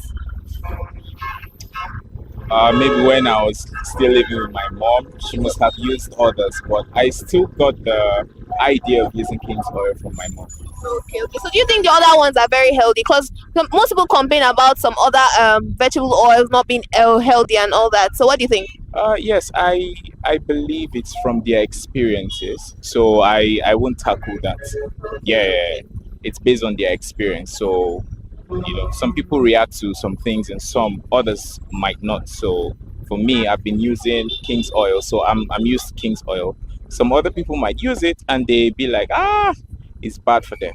So it's based on experience. Okay, so what kind of dishes do you make with King's oil? I make fried rice. Yeah. And I make, there's this special spaghetti I make for myself, for me and mine, my friends, my guys, and the beautiful ladies too.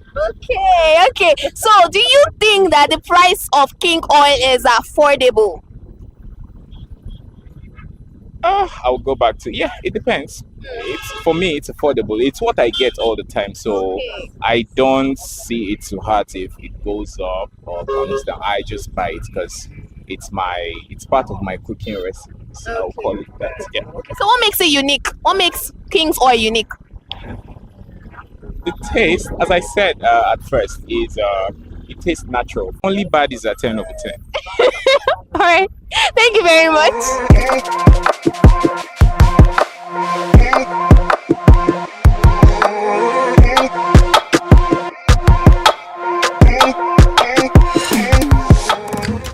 I'm fine. Okay, so what's your name?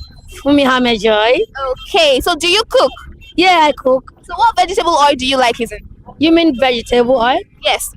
Mamado. Why Mamado?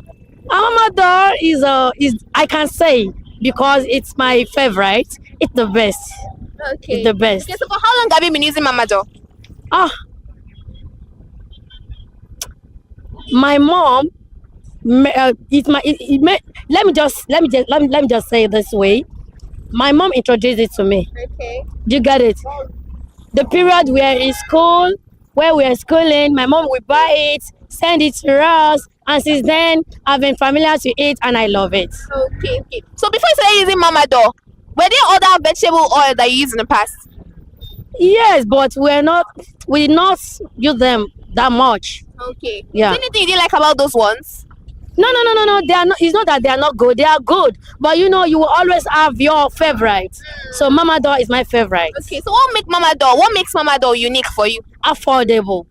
Yeah. It's very affordable. Yeah. It's like how much is it? We have it in sachet. We have them in sizes like a liter, half liter. I can't tell you the price because they can be buying it 100 naira here. You move to the other shop, you get it 150. Okay. So is there anything you want them to improve about the product?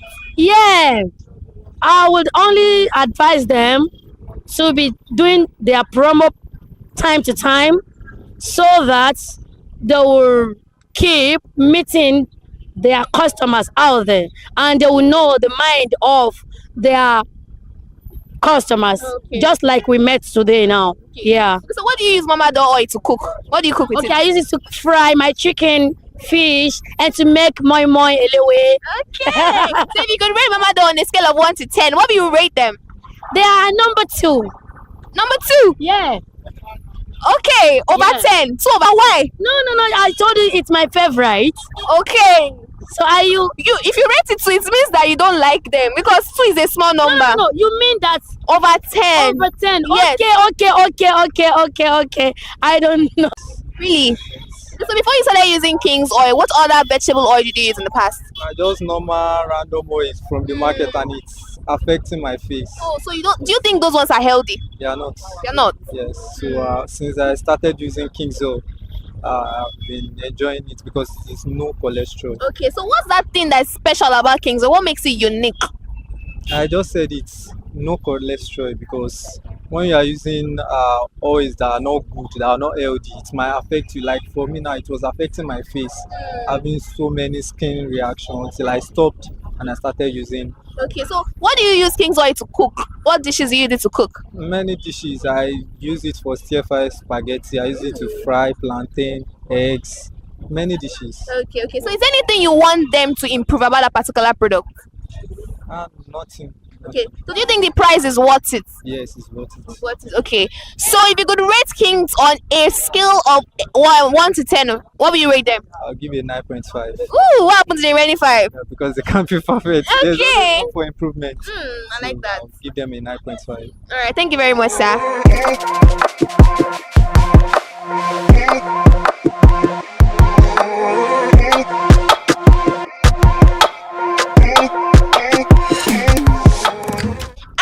to the consumers, it is clear and evident which vegetable oil owns the crown. Yes, King's Oil has won for today, and if you think that they do not deserve to win, you can tell us your opinion in the comment section. And that is all we can take on today's episode of Consumer Voice on ConsumerHallaTV. I am Matilda Omenai. Until next time, bye for now.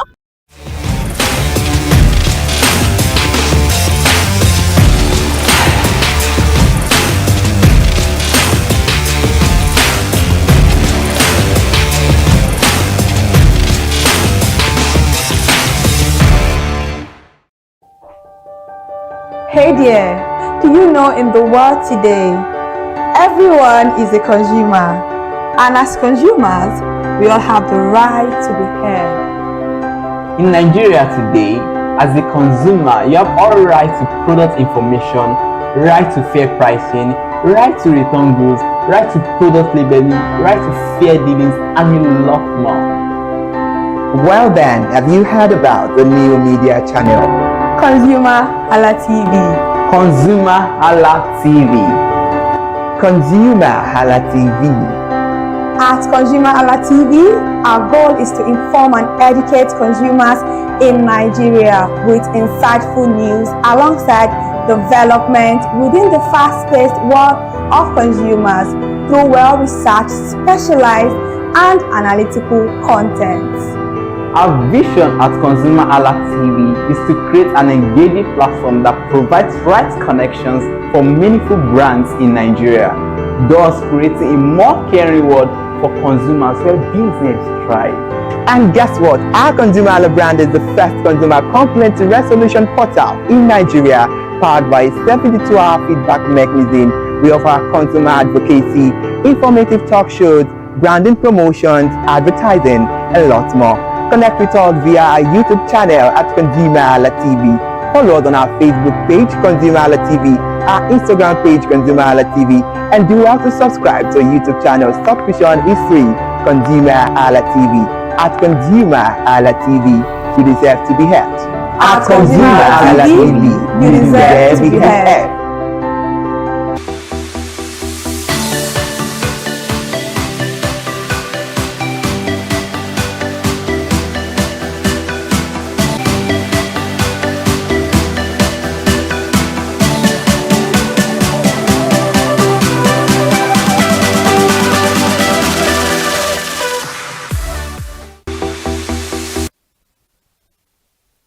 Alright, welcome back to another beautiful episode of Healthy Living on Consumer Hala TV. And as you all know, when it's time for Healthy Living, you always see my beautiful face on the program. I'm Kikelemo Ajibola. In case you're just joining us for the first time on the program, this is Healthy Living, where we talk about every varieties of health related issues, and on here we try to educate and inform people of what is really going on in the society and how well we can best maintain our health. And like we all know, we always bring our regular face here on the show, but today she will not be joining us for the program. Our nutritionist, Miss Chimininu Olufora. Last week we couldn't bring her. This week also we are not bringing her because there is a beautiful and actually a very informative topic we really need to dive into this morning, and we would need somebody that is specialized in this field. Like we all know, health issues have different doctors, and there are different doctors that attend to these health related issues, and that is why Miss Tuminino Olufora is taking a back seat, and she will not be joining us for the program. Don't worry, I know you all miss her. I miss her also on the show because she's a very beautiful person and well read. She knows what she's saying, and she always gives off beautiful information about our nutritional health wise. Today we're bringing to you a very seasoned medical doctor. I came across this person sometime, very long time ago actually, and there was a video that this person put up on their page. Like I said, this person has about 195,000 followers on Instagram. This is quite a lot, and it's not easy. You must know what you're saying to have that amount of following on Instagram. And also he's an health educator. He's also a medical doctor, and is an award-winning health educator. Let me put it out there for everyone. But I'm very sure most of us know him from Instagram, and this person is none other than the real Sabi doctor, and his name is Damien Ava, and he's a very intelligent and well-spoken person, which I really appreciate. I came across a video speaking about puberty, to be precise, and when it comes to puberty,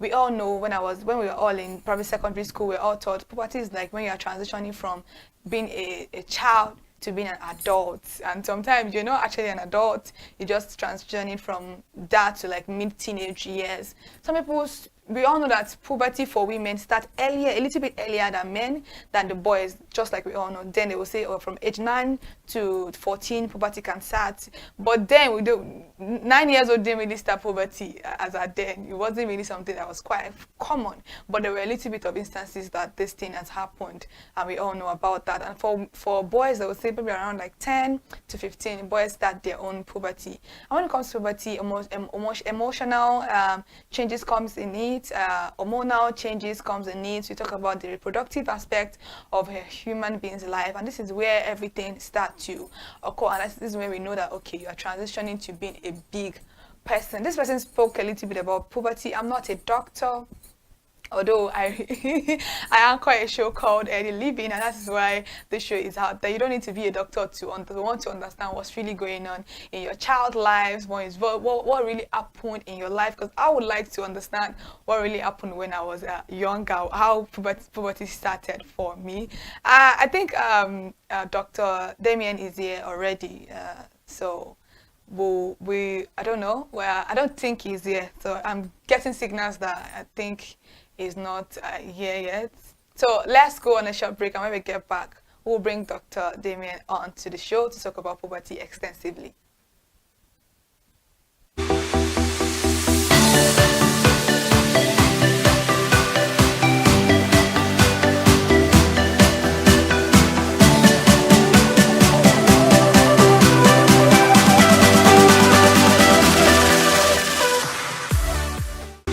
Right, my name is ConsumerHallaTV, and I am a product manager. So this is a very innovative idea, and first off, everybody is a consumer, and so this is the voice of the consumer, and this is a voice that is going to be heard. For the first time, the consumers in this country are going to be able to express their ideas and to get to know your rights, to know what belongs to you,